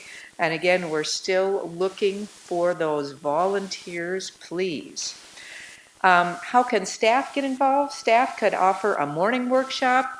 they could take a group of students to a workshop or afternoon activity, and this is true for faculty as well. If you're not going to present a workshop, be present and be with the students. Hang out with your students. Invite them to go with you to the events that are happening that day. And one more time, that call for volunteers, we're still looking for volunteers. Thanks to all of you who have already contacted Adam and Sue with your workshop proposals, and you'll hear more about that again. In that Student Success Day brochure, there is an afternoon activity sheet that you need to, faculty, turn it into your dean by noon on Friday. This is with your proposals for ways to interact with your students. There's a 1 hour slot in the afternoon for afternoon activities with faculty and students. So you'll find a lot of ideas there, and again, you'll hear more about this in your division meetings a little bit later this morning. And now what we're going to do is to hear from Guante. He has made a video to introduce himself to CLC. Hello, my name is Kyle Tran. My stage name is Guante. I'm a spoken word poet. I'm coming to Central Lakes College on September 2nd for Student Success Day. This video is just kind of a brief introduction to the kind of work that I do and what you might be able to expect on Student Success Day. Basically, I'll be presenting a keynote at 9 o'clock on the Staples campus, and then another keynote at noon on the Brainerd campus, and I'll just kind of be around all day, helping out with the talent show after lunch, facilitating the workshop in the afternoon, and then just providing support whatever way I can for the PEP Festival at 5 o'clock. All kinds of stuff happening all day, and I'm super grateful and excited to be a part of it. Basically, if you've never heard of me, I forgive you. It's like, spoken word is still kind of this underground thing in a lot of ways, despite it being one of the oldest art forms that human beings have. And also just, right now, one of the most dynamic, growing art forms in the country. Basically, I make my living traveling around the country to different colleges and universities mostly. And just sharing my work, performing my poems. It's really important to me, however, that those performances are not just me up on a stage being like, hey everyone, look how talented and smart I am, right? They're also not me saying, hey everyone, you should all believe what I have to say.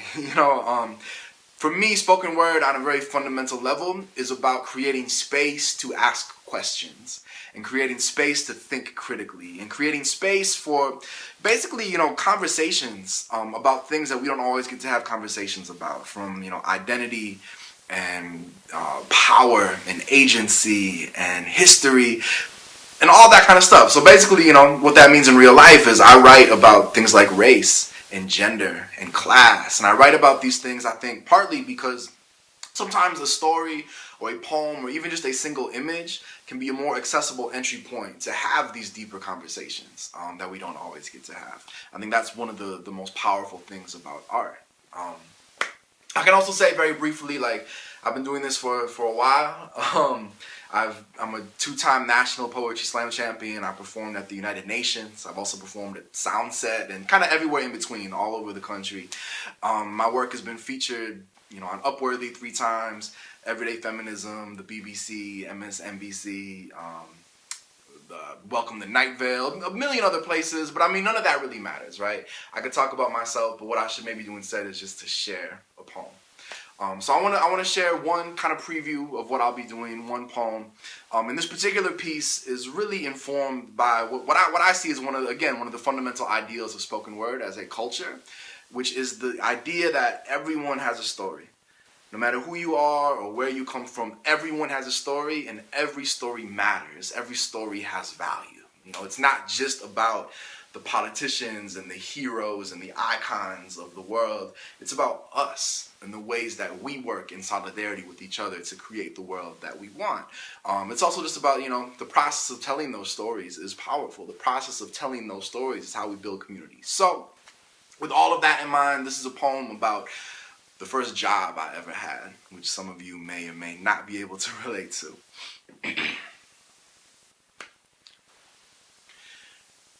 It's not rocket science, right? It's a 10-foot piece of rope with a hook at the end of it. We got 3 of them hanging in the equipment shed out back. One of them is thicker but a little shorter. One of them looks thin as shoelaces, but it's a good half foot longer. If you got first pick, take that one. It looks flimsy, but trust me, you will break before it does. Try to keep up. See, these are the days before robots, and this is a city where people leave their empty apartments, leave their empty SUVs, and finally leave their empty shopping carts here for us.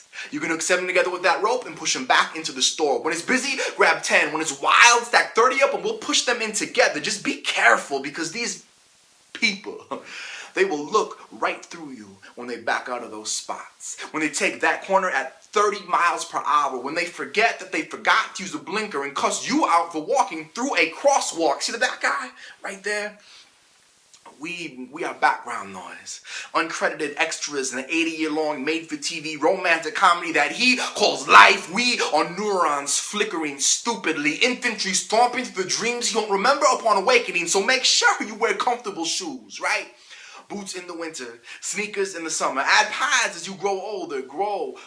Learn to control a convoy of carts without that rope. Just balance, coordination, and will. Learn to control the fist that lives in your neck. When these people just leave their cart sitting in the middle of a parking space, swallow. When they look right through you, swallow. When it's 15 below and a straight jacket will be warmer than these flimsy company coats and you're working a double shift because you've heard rumors of layoffs and the dapper manager saunters up and says, "How's it going, chief?" Understand that they will never understand this.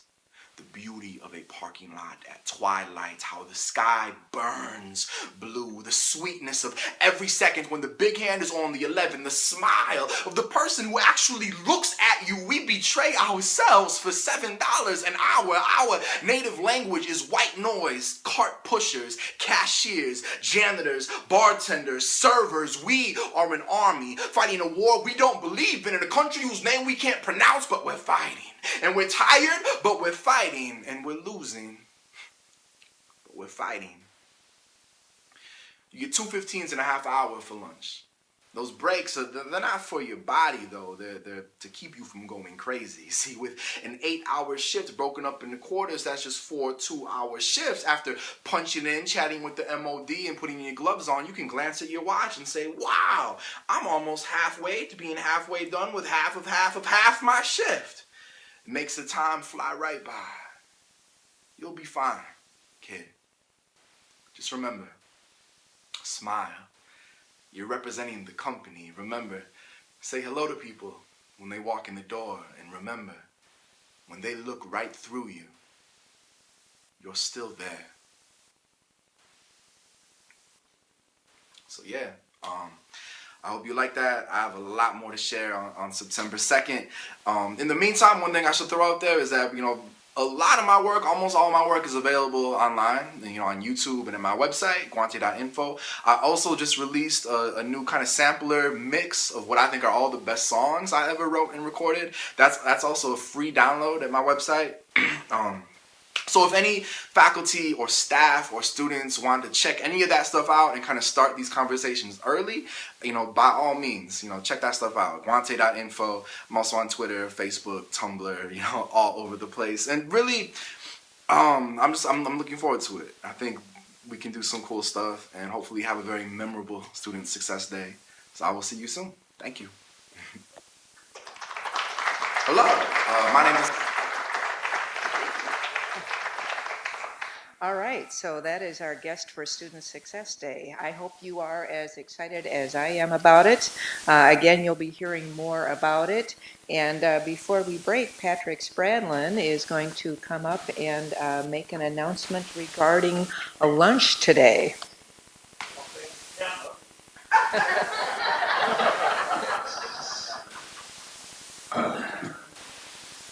Hey everybody, if you teach here,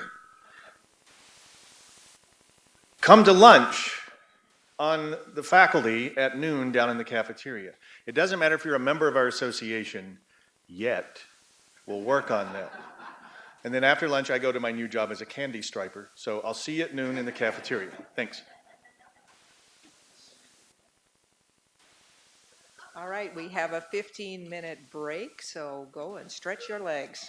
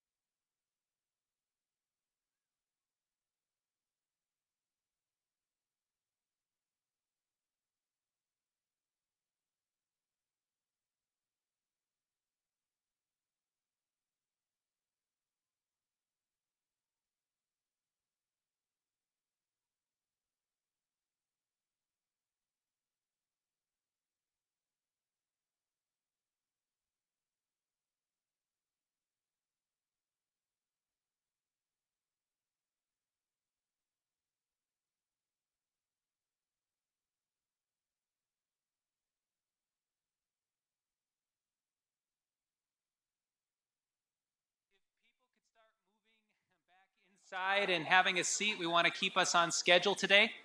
So if people could start moving in from the outside and come back in again, that would be wonderful.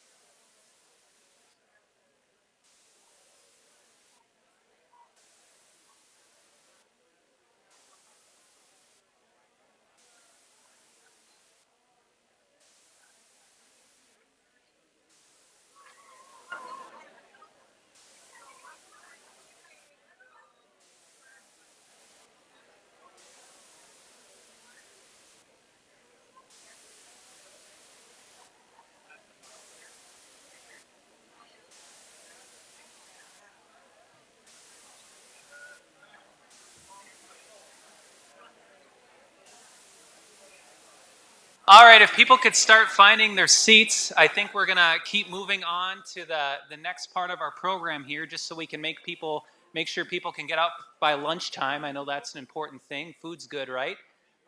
So we're going to be moving on to the next part of the day here, and I'm going to be providing kind of a student services update on some things that are happening in student services, student affairs at CLC. A lot of the student services staff obviously can't be here right now because they're working hard at bringing in new students and working with some that are in the final stages of enrolling at CLC. And I think it probably goes without saying, but it's probably not said enough that our student services staff works very hard, and we really have a great team of folks that's very highly skilled, experienced. We've looked at some other college operations, and I really would compare ours favorably to anyone else in the MnSCU system. We're doing a lot of great things and a lot of innovative things and being very efficient. And today I wanted just to share a couple of highlights of things and ways that we can, as an institution, work together more closely. The theme for my presentation this morning is student services as a partner. And my metaphor for that today is, by the way, Sam and Sue are going to be passing out some stuff, some swag, some stuff we all get today, and just passing out, if you could take a button and a card. I wanted to give you all something for free here as part of the presentation, so if you could all take one, that would be wonderful. But the metaphor I wanted to use was a chain link. And what I mean by that really is to really help students to make sure we're promoting success. And it probably goes without saying, but it takes all of us working together as tightly as possible and have those chain links be as connected as possible to make a difference in the lives of students, to ensure that they're successful. So that's really the theme that I'm going to be talking about, ways that we can work together better to ensure that we're promoting success, that we're recruiting better, that we're retaining our students, that we're promoting success in their lives. So that's kind of what I'm going to be talking about for the next 10 minutes or so.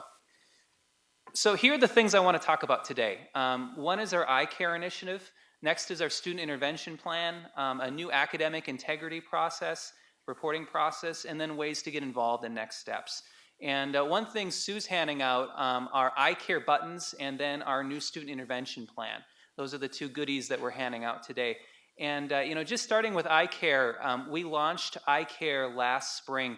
And we really launched it because the research says that one of the best indicators of whether a student is going to be successful in college is because of a relationship that they have with someone at the college. It could be a faculty, it could be an advisor, it could be someone in the maintenance department, it could be a tutor. But there was some meaningful relationship that was a great indicator of them being connected, staying at the college, and eventually graduating. And we all know that we serve a population of students that have a lot of significant needs, and some of them don't have relationships of anybody that's been in the college environment before. And so iCare was a way to kind of start promoting that. It's also a response to Noel Levitz. They visited our college and did kind of an evaluation last fall. And one of the report findings they encouraged us to be is to be more relational with students. And the other finding they found is that one of our strengths as a campus is that we, as a campus, really wanted to be more relational with students, that we really cared about students. And sometimes it was just the structures or the day-to-day busyness that kept us from being as relational as we would like. And so I would really encourage you, as just a simple thing to do, would be to wear your buttons on the first day of class. I try to wear my button every day. I'm trying to kind of push this initiative with some other folks in student affairs. And in fact, I make fun of myself because I wanted to impress people, so I wore a sport coat today. But underneath my sport coat is you see I have an iCare button right here. Underneath my sport coat, just in case I forget, I have another one underneath. So I have a lot of flair on today. But I want to really encourage you to be wearing that the first day. I had a student that was visiting with me over the phone, and she came in to meet with me, and she saw me wearing my iCare button, and she said, you guys really do care about students. And I thought that was really a great competitive, something that really I think is a distinctive of who we are as a college and a strength. And I think we really need to continue to promote that. So I'd encourage you to do that and think about ways, hopefully, in addition to wearing the button, that we can be more relational. And I'm going to talk a little bit about ways to get involved with students as well and to kind of promote those types of activities as well. And that kind of is going to segue into the student intervention plan. Now, all of you should have received, hopefully, a business card. And Sue and Sam are passing them out here. And the business card has to do, if you could kind of look at it, there's two things to the business card. And actually, Sam, could you give me one? I think I gave my last one away a couple minutes ago. I was really pushing those cards. But the business cards are really to highlight our new student intervention plan. And a couple of things I want you to know about it is A, we want to make it really easy for you, and B, we've really developed a comprehensive way to work with students, because as we get to know students, what we find oftentimes is they have a lot of roadblocks and challenges in their lives. And as you get to know them, you might start hearing some of them. And what do we do? How do we intervene to make sure that we can keep them here and ensure that some of their needs are being met? And we've really worked hard over the summer, and we've worked with some area professionals in the social work, in the mental health business, and really looked at how we can streamline and clarify our processes. And I'm really excited and proud about, I think we really have a comprehensive model to intervene with students that involves our counseling department, it involves our behavior intervention team, and it involves our crisis interventionist team. And I want to just briefly outline what they do and how, if you're working with students in your class, that we can intervene if you find it appropriate to do so. So the first one is our counseling department. And one of the things to know is that Mary Duvall is our student services counselor for this year. Susie Carzani is on sabbatical, and Mary's going to do a wonderful job filling in for her. And so one of the things our counseling department chaired last year and really took the lead on was iCare alerts. And all an iCare alert really is if you have some type of academic or non-academic concern with a student, you can simply send our counselor an email, and the counselor will then follow up with the student and see what types of services might be to be provided. Now, if you're following up with a counselor for an iCare alert, it's just something you're kind of concerned about. You probably talked to the student before, but you just feel like they need some extra supports, and then the counselor will contact the student, try to set up a meeting, and try to see what other services around the college are needed as appropriate. So that would really continue this year. Just simple enough as just sending an email to Mary. If you're at all concerned or have questions, Mary can handle any of those things. And you're probably going to get weekly emails from Mary reminding you, hey, now's a good time to do that. If you're having issues with a student not attending your class or some other work, and then she can find the appropriate resource. Another resource you might want to look at is our behavior intervention team, our BIT team. And what that consists of is a number of people, including Mary as a counselor, that work with some of our students. It includes our financial aid office, our advisors, our disability services department, our director of security. And so those folks meet every week, and they really case manage and talk about some ongoing student concerns or challenges that they're seeing. And if you have a student that you think really needs some comprehensive services, or you're not really sure where it lies, but you want to make sure that we're intervening, you can simply fill out a behavior intervention team request form. And again, the first two items I outlined are really pre-crisis, is trying to help a student to not get to a crisis. And so in terms of the behavior intervention team, I'm just going to show you briefly where it's at on SharePoint. So if I'm just on the web here, and I already took the liberty of logging into SharePoint, so I'm on the Employee Resources page, and then if you go down to Counseling, you can just see a BIT referral form. And you can just click here, and you can just enter the information here that you need to enter on the student, and then someone on the BIT will get that, and then we will make a plan to how to provide support to that student and follow up with that student. Now, if you're not sure, do I do a BIT form, do I do an iCare alert? To be honest, I would just encourage you to do one of them. If you email Mary, Mary can bring it up at the next BIT meeting. It really just, we're going to take it either way. So that's the other piece I wanted to share with you. And the last thing I wanted to share with you really is our crisis interventionist team. And one of the things, we really had a goal on this summer, and worked with some of our mental health professionals that work with students in crisis, is how to make this very easy. And so we really used to, if you remember in past years, our crisis intervention protocols were really 2 pages, and we had lots of steps. And we really collapsed those down to 3 different levels of crisis, and that's on the back of this card. So if you have a student that comes to you in crisis, we want to make it very easy for you in terms of what to do, but I also want you to know that we've really worked at refining and training our crisis interventionists and our protocols to make sure that students are well taken care of and well referred on. In the same way that, we have links in the chain working together, student services and instructional areas, you as instructors, in the mental health community and the social services community, we're all links in a chain too, in terms of we all have different roles, and it's not just one person, but it's all of us working together to make sure the students get where they need to go. And so the same is true of our crisis interventionist protocol. So if you could just, humor me and take a look at the back of this card here, we have 3 levels. And you might look at them and say, well, those are pretty common sense, and that's good, because they really should be common sense, because in a sense of a crisis, we want to make sure it's very clear what you're supposed to do and so that you can act. So if you find that a situation imposes immediate threat to your safety, you would call 911. If you find a crisis that might threaten safety, it makes you nervous, call security. There also are after-hours contact for any sort of crisis. If you feel like the crisis, that doesn't feel, it's not a crisis of safety, it's not a 911 thing. For all other crises, all we ask is that you call our main information center. And they have created a group where all of the crisis interventionists are in, and I'll just give you a quick guide. I didn't hand this out, but for our internal processes, I want you to see it so you can rest assured that we have a good plan here. Our information specialists then have this sheet, and they have all of the crisis interventionists on speed dial. And they can have a crisis interventionist intervene in the student's situation. And then the crisis interventionists also, we've created a nice handbook for them in terms of how to work with students and how to connect them to the appropriate resource. We've made it very easy for them as well, because we've lumped what types of crises are together and who we contact for that next step.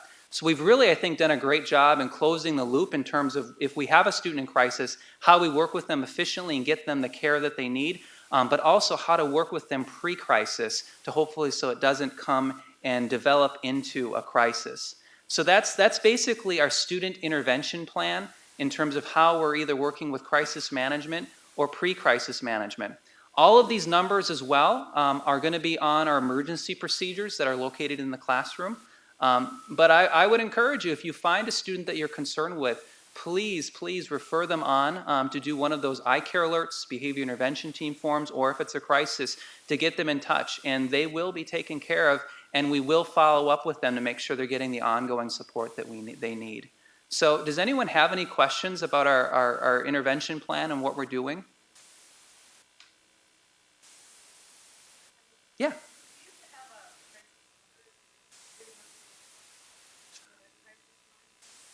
Yep, the crisis interventionists will have that crisis number as part of their protocols, so they would contact that. So we really want to make it simple where you're not fumbling through numbers or trying to think, is it this resource? Those interventionists have all that training. The question was, is there a crisis line? That's all in all, that every crisis interventionist has that number. It'll be right at their desk. So they'll be in good hands. Good question. Other questions? Okay. I'm going to flip gears here. Another example of partnership is I've worked very closely, our registration and academic affairs department has worked closely with some faculty on campus to talk through how we best work with students with academic integrity violations.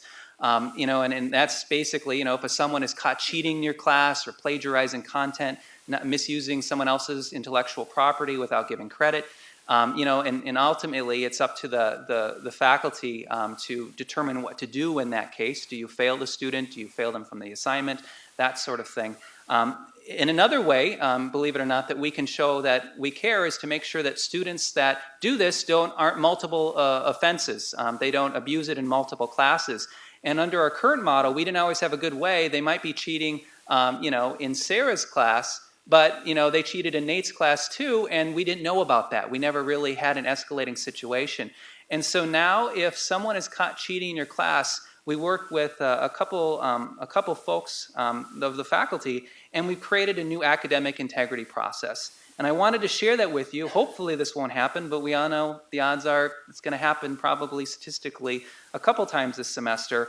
Again, the form is located on SharePoint. And if you click on the Employee Resources tab again, and it's under Academic Affairs, and you can see here there's an academic integrity form.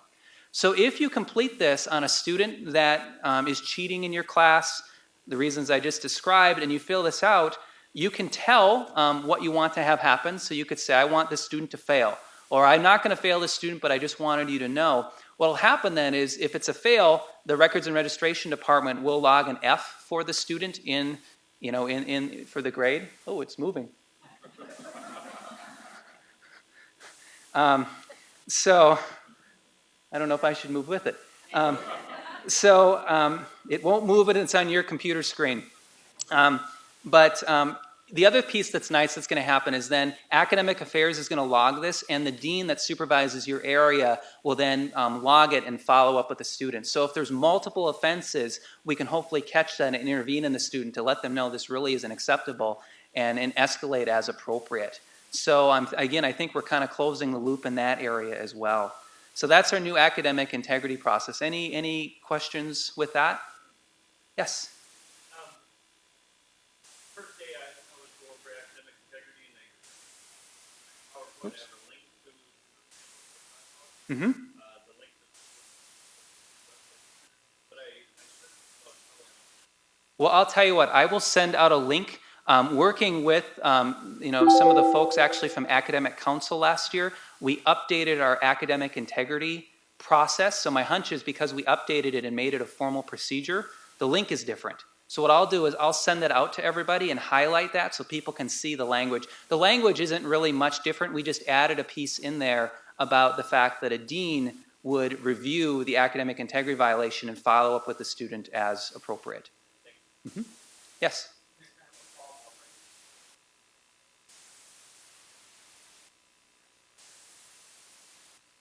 Yep, and that again is on the policies page, and we are right off the presses by Welcome Day, we will have our new student handbook that will be in there as well to distribute to students. Mm-hmm. Good question. Okay.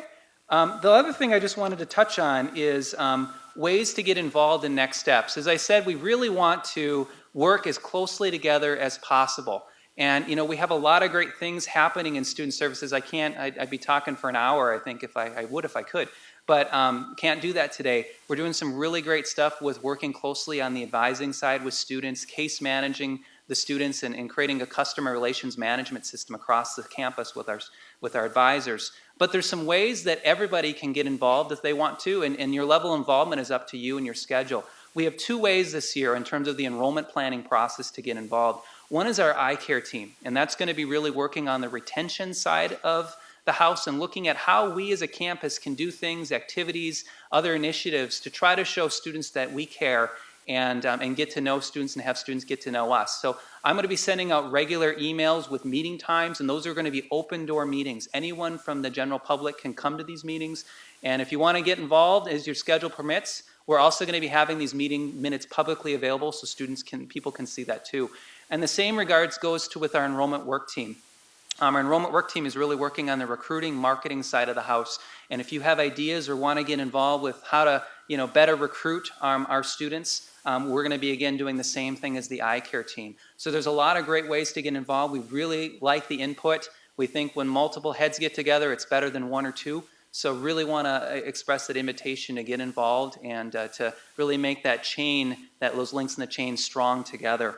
As you know, a couple ways you could get involved right off the bat this semester is, as you know, on Friday we have Welcome Day again. That was a tremendously successful activity. We're projecting about 700 new students on our Brainerd and Staples campuses this fall on Friday. It starts at 8:30.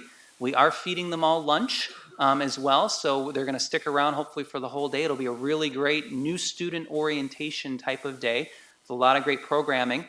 You can get involved if you like. We have an eye care resource fair that's going to be around 10:30 to about noon. That's going to be outside the gymnasium. And if you're at all interested, Sue Austin has been sending out some emails. But if you are interested in getting involved, you can talk to Sue Austin. Everyone that's there will get a free eye care t-shirt. So if you don't have one or you want one, you could grab one for being part of the day as well. And then on Monday and Tuesday, we're still also, as our new students come to campus, we're still in need of concierges or directional greeters, people that can greet students when they walk in the door to make them feel welcome and help them navigate where to go. So if you want to sign up for that, you can sign up in the mailroom at the Brainerd campus or work with Jill Elby on the Staples campus. So that being said, if you have a good idea, please let me know. Or even if you don't know if it's a good idea, we'd love to work on things, how much we can work together. And I just want to emphasize, I think we as a campus have a lot of good stuff happening right now with in terms of decision making and planning and what we're doing in the lives of students. I think we have a good group of students coming in, and I just want to thank you for the support and the work that you're going to do. So thank you. Next up is Mary.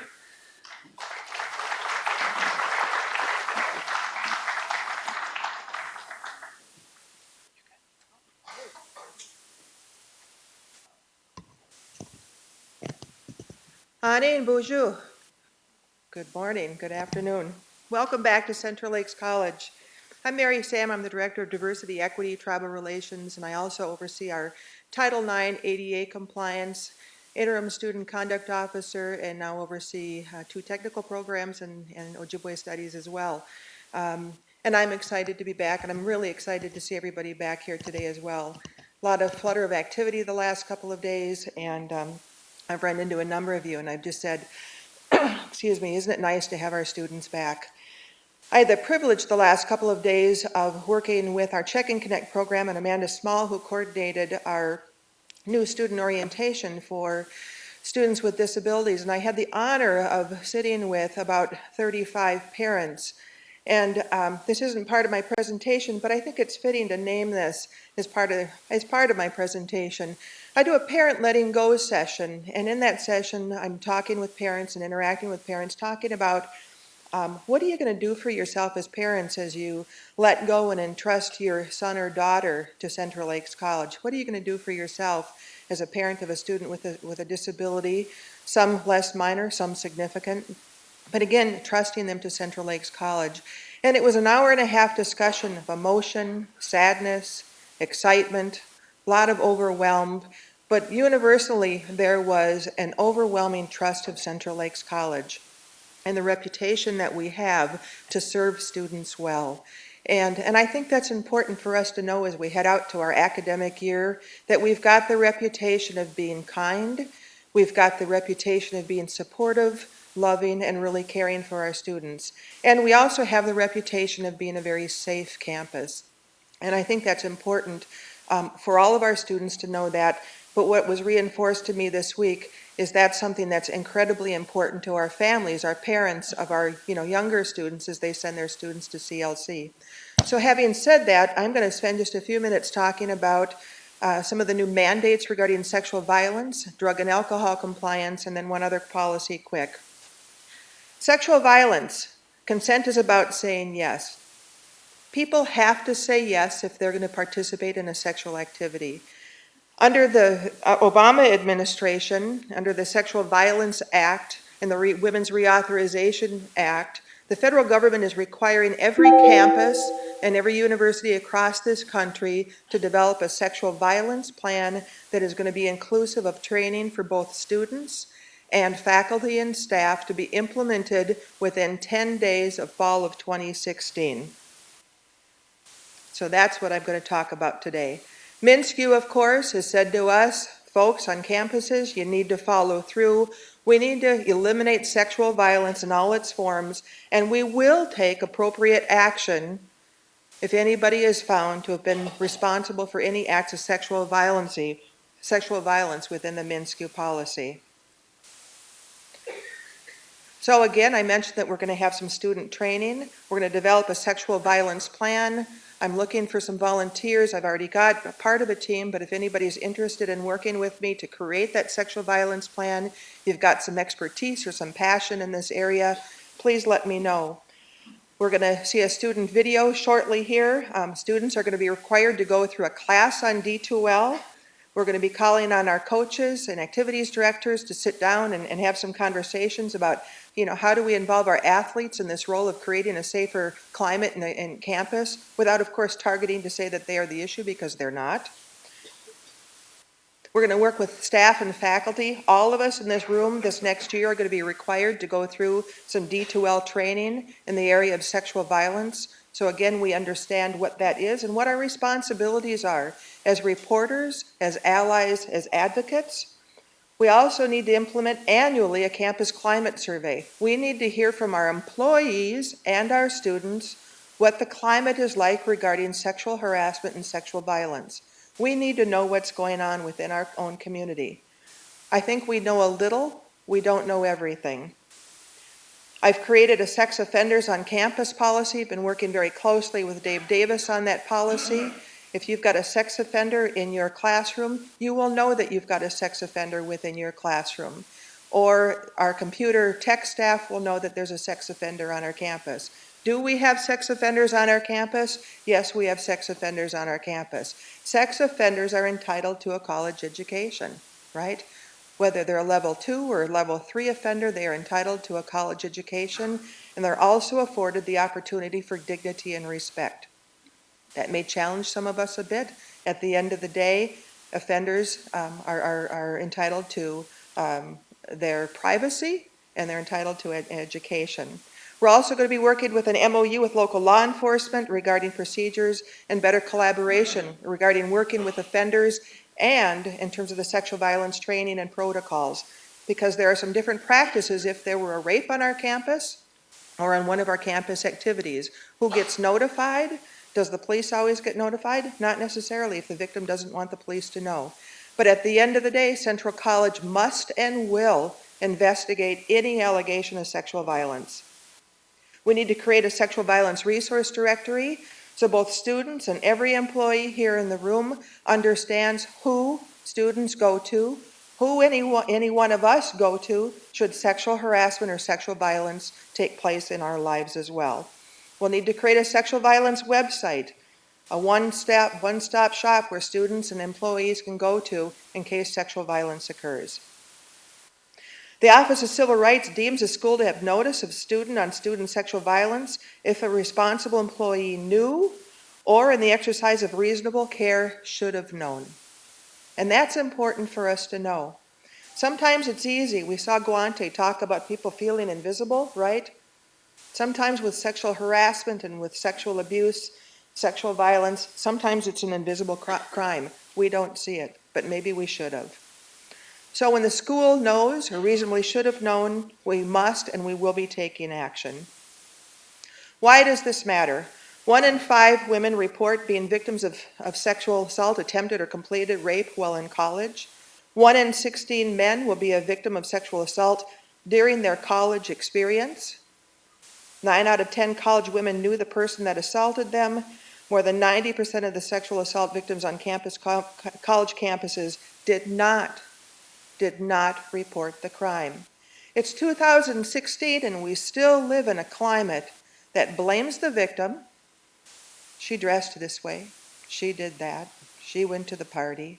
He did that. He did this, right? The court systems still maybe aren't very supportive of sexual violence victims. We still have people that don't report, 90%. Look at this one. 40% of colleges and universities reported not investigating a single assault in the previous 5 years.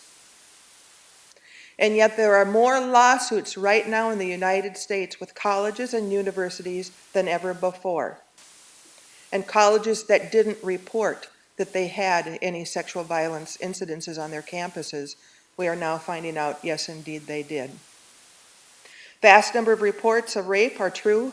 About 2% to 5% aren't true, or maybe can't be proven. Again, and we've got lots of systems in place that provide barriers to that whole issue about being proven. It's important as educators that we don't blame the victim, we don't judge the victim, no matter what they were wearing, who they were with, where they were going. We need to keep in mind that sexual assault is just that. Sexual assault is assault. Rape is rape. And we need to be able to use that language, and we need to be able to have those conversations with each other and with our students. Alcohol is the #1 date drug. We know that a lot of our younger students come to Central Lakes College, as do many other campuses across the state. You turn 21 and party away. You know, my youngest son turned 21 this last spring, and my husband and I held our breaths, right? As a mother of a son, you know, and in the situations that he would be in. And we had that conversation. #1 date drug is alcohol.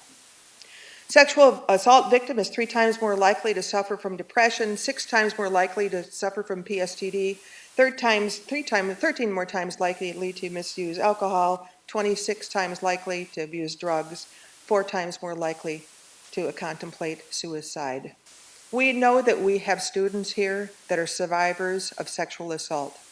I know that from my day-to-day work with all of my staff. I know that I've got colleagues that are survivors of sexual assault. We may be mothers, daughters, grandparents of somebody that is a survivor of sexual assault. This is one of those issues that does impact all of us, whether we like it or not. And it's important, again, that we set a climate, we set a tone where we can have these conversations so we can create that safety here on our campus for that person, should that happen on our campus, on a trip, at a sporting event, overseas, that they can come forward to one of you, one of us, and say, help, this has happened to me. We know that sexual conduct, sexual violence is on a continuum of conduct, sexual assault, non-forcible acts, dating, relationships, stalking, and aiding acts. We know that consent is informed, it's freely given, and it's mutually understood. If it's coercion, it's intimidating, it's threatening, and it's physical force. Again, sex without consent is rape. And I encourage you to use that language. Sex without consent is rape. Yes means yes.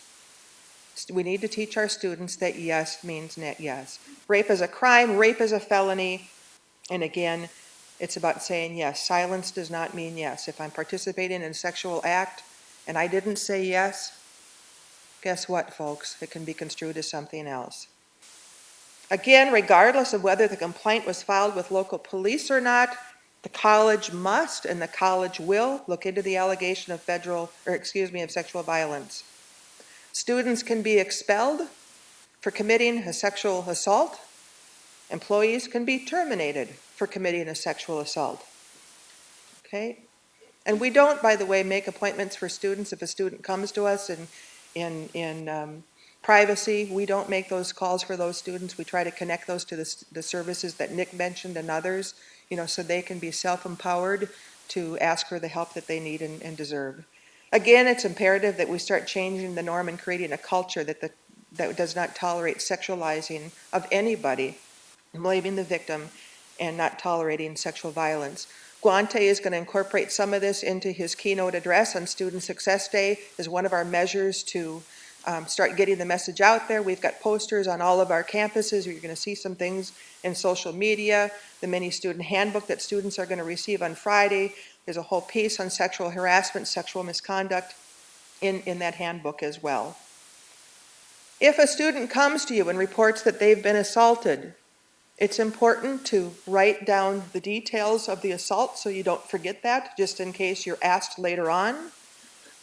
And before a student reveals that information to you, I suggest that you let them know that you're also a mandated reporter.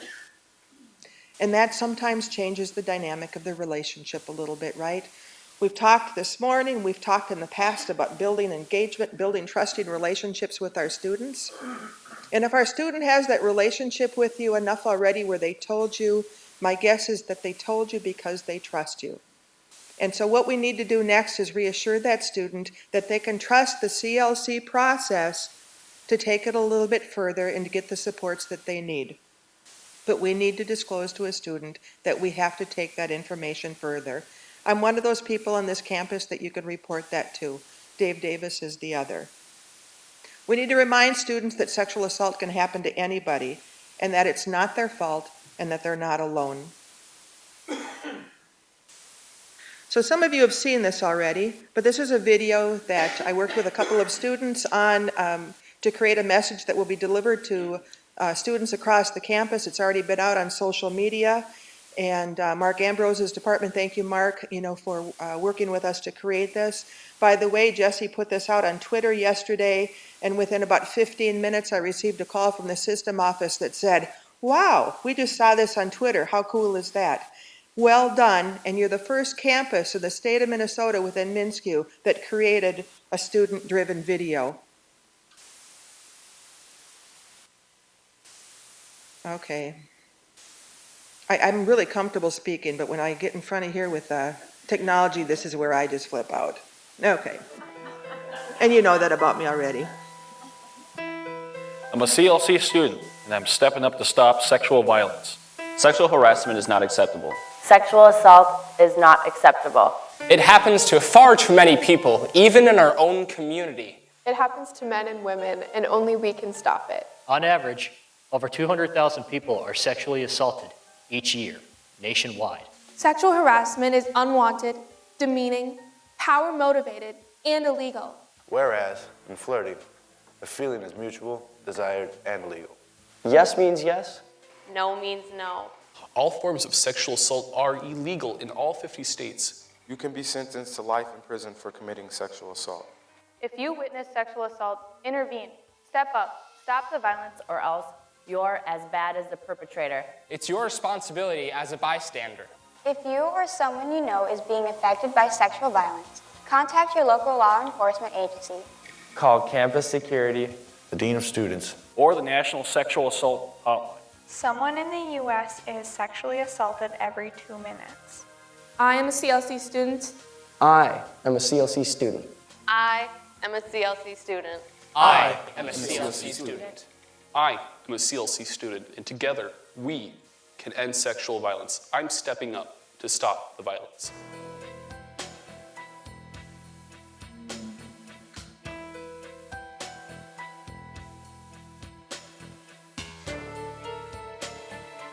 Okay, now how do I get out of this? What do I do? Oh, no, I don't want to do that. We had this all figured out when we first came up here. Where do you want to go back to? I'm going to go back to my PowerPoint.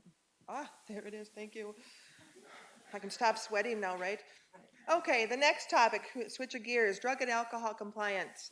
Under Title IV, again, federal financial aid, federal policy, we are being mandated to do some things differently regarding drug and alcohol compliance.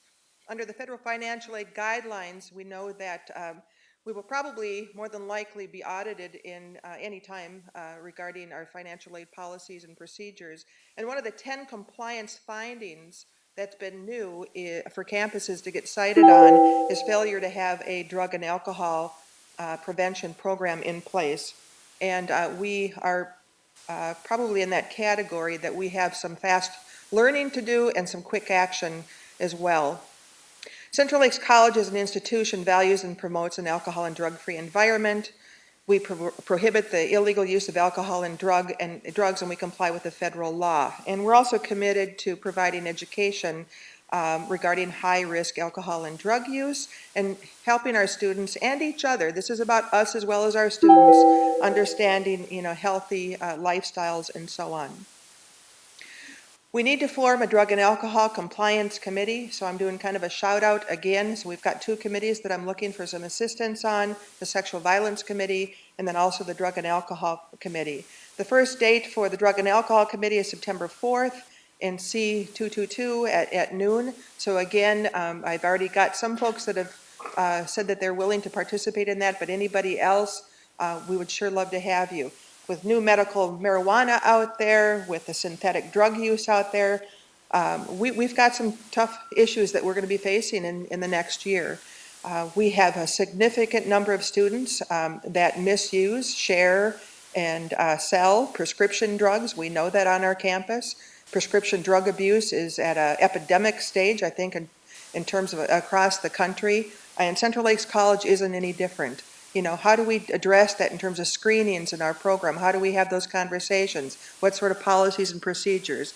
And again, what do we do if any of us need help? Employees have access to, you know, the employee assistance program. You know, students, we've got some systems in place, but we have to do a lot more. We've got to create a recovery support group for students, as well as some intervention strategies. So I mentioned that, support group for students in recovery. We need to have a list of intervention, treatment, and support services in hand to students annually. We have to have a biennial review of this compliance plan that the president signs off on every 2 years to ensure, again, that we're in compliance. We need to have posters on the campus. We have very few posters on the campus that talk about healthy living and choices, whether that be sexual identity, sexual violence, whether that be racism, discrimination, or drug and alcohol use. And we've really got to notch that up a bit. We need to let students know what the consequences are of illegal drug and alcohol use or distributing those as well. So again, if anybody's interested in serving on that committee, let me know. Noon on September 4th. Yep. And the last piece that I just want to mention, and this is just kind of hot off the press, the Diversity and Equity Office out of the System Office has just created a 1B1.2 preferred name policy. We have employees, we have students that may choose to change their name and have a preferred name rather than using their legal name for a variety of purposes. Maybe they're going through a gender change. Maybe they've got a foreign name that's difficult to pronounce and they choose to have an English name. There can be a variety of reasons why our students or our employees choose to change their name. And so as a best practice, this is not mandated by federal civil rights law, but as a best practice, Chris Kaplan and Leon Rodriguez made the decision at the System Office that MnSCU is going to abide by and create this preferred name policy. So it's going to allow for the use of one's preferred name wherever a legal name is not required and whenever feasible and legally possible. And this is effective immediately. So we've got a lot of work to do to get systems in place for this as well. We will have some forms available for any of you if this is something you need to consider, or for our students in student services through the registrar's office, some forms available to request that name change. That request will go through a small committee, if you will, to determine whether or not that's appropriate. And in terms of civil rights, we have to be very careful about who deems a name inappropriate or not. But I think we've got a pretty good sense about what is okay and what isn't.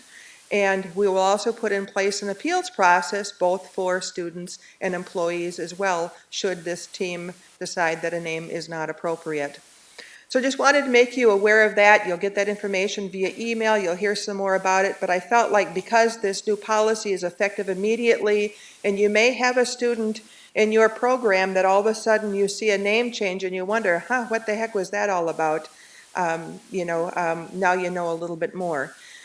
We do have students that are going through a gender change here at Central Lakes College. Some of you may know some of our students that are going from male to female or female to male. This is not a new issue for Central Lakes College, but it's also an opportunity to respect our students and to work with them more equitably in that process as well, and also for an opportunity for us to learn more. So in a nutshell, I've hit you hard with some, 3 different pieces of information there regarding sexual violence compliance, drug and alcohol compliance, and preferred name. I know I've got probably about 2 minutes left. Wondering if there are any questions at this point? Yes.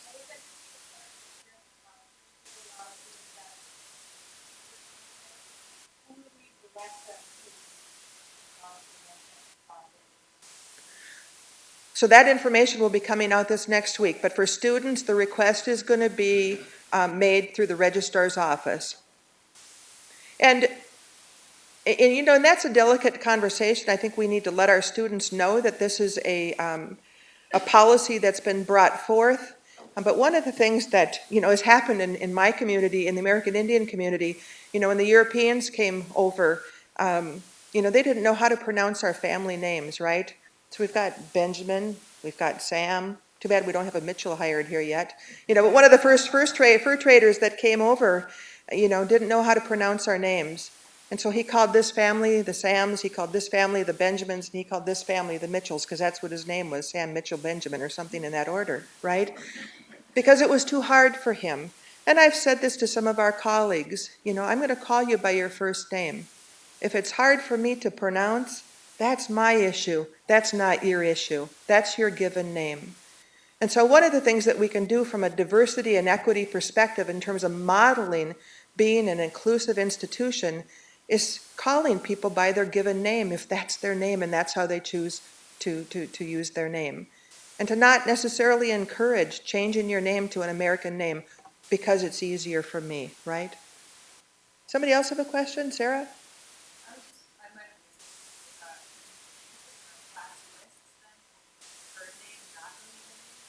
Your class list will have the preferred name.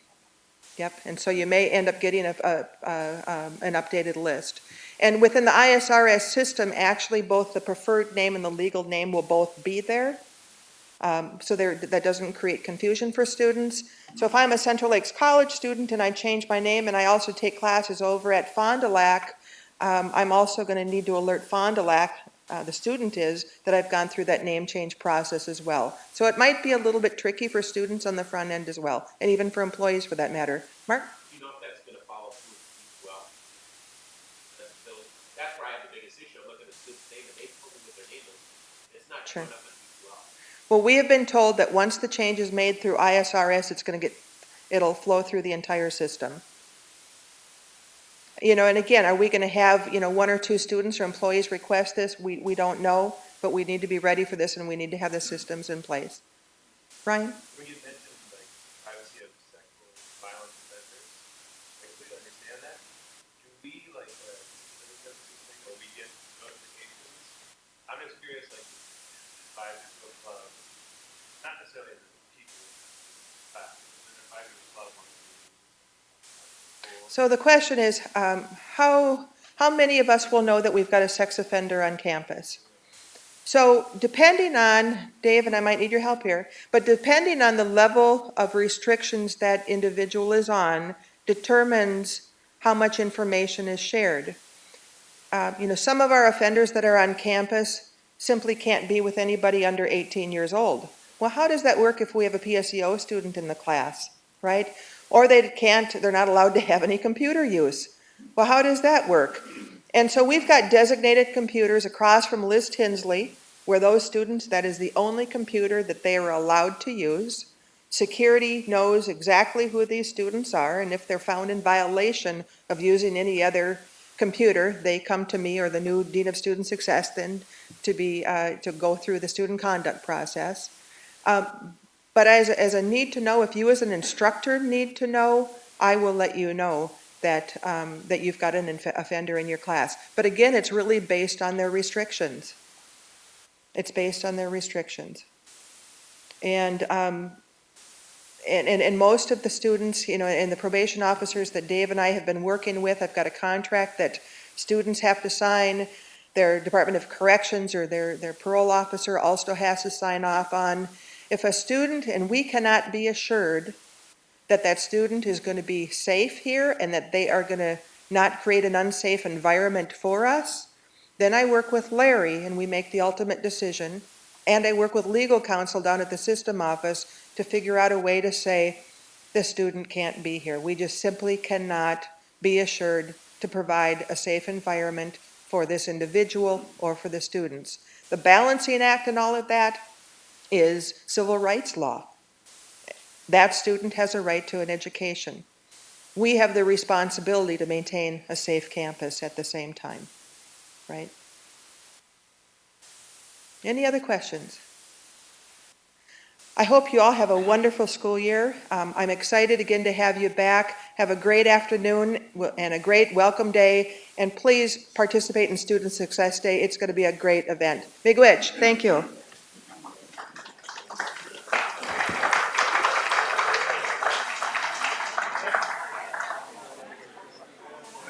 So do I just, I can delete that now, right? Yep.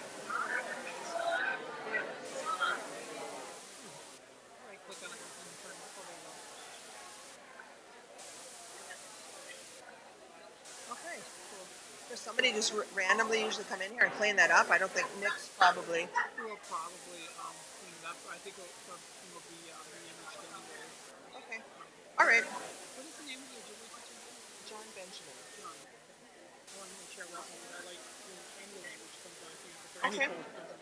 And he really needs for people to just really connect with him. He's a one-person department at this point, and a color, probably really lonely. You know, But, is he going to be on campus all the time? Tuesday, Thursdays. Okay. I have a friend who wanted to learn how to do their own campus. Is that one from the book? She's in a lot of other class. She's like, you're getting 50 songs.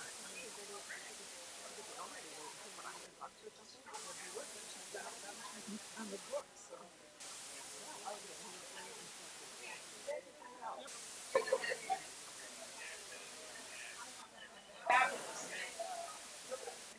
Hey, you. Hi. I'm in this new high-tech room I was just notified. Okay. But I won't be on campus tomorrow. I have my daughter. Okay.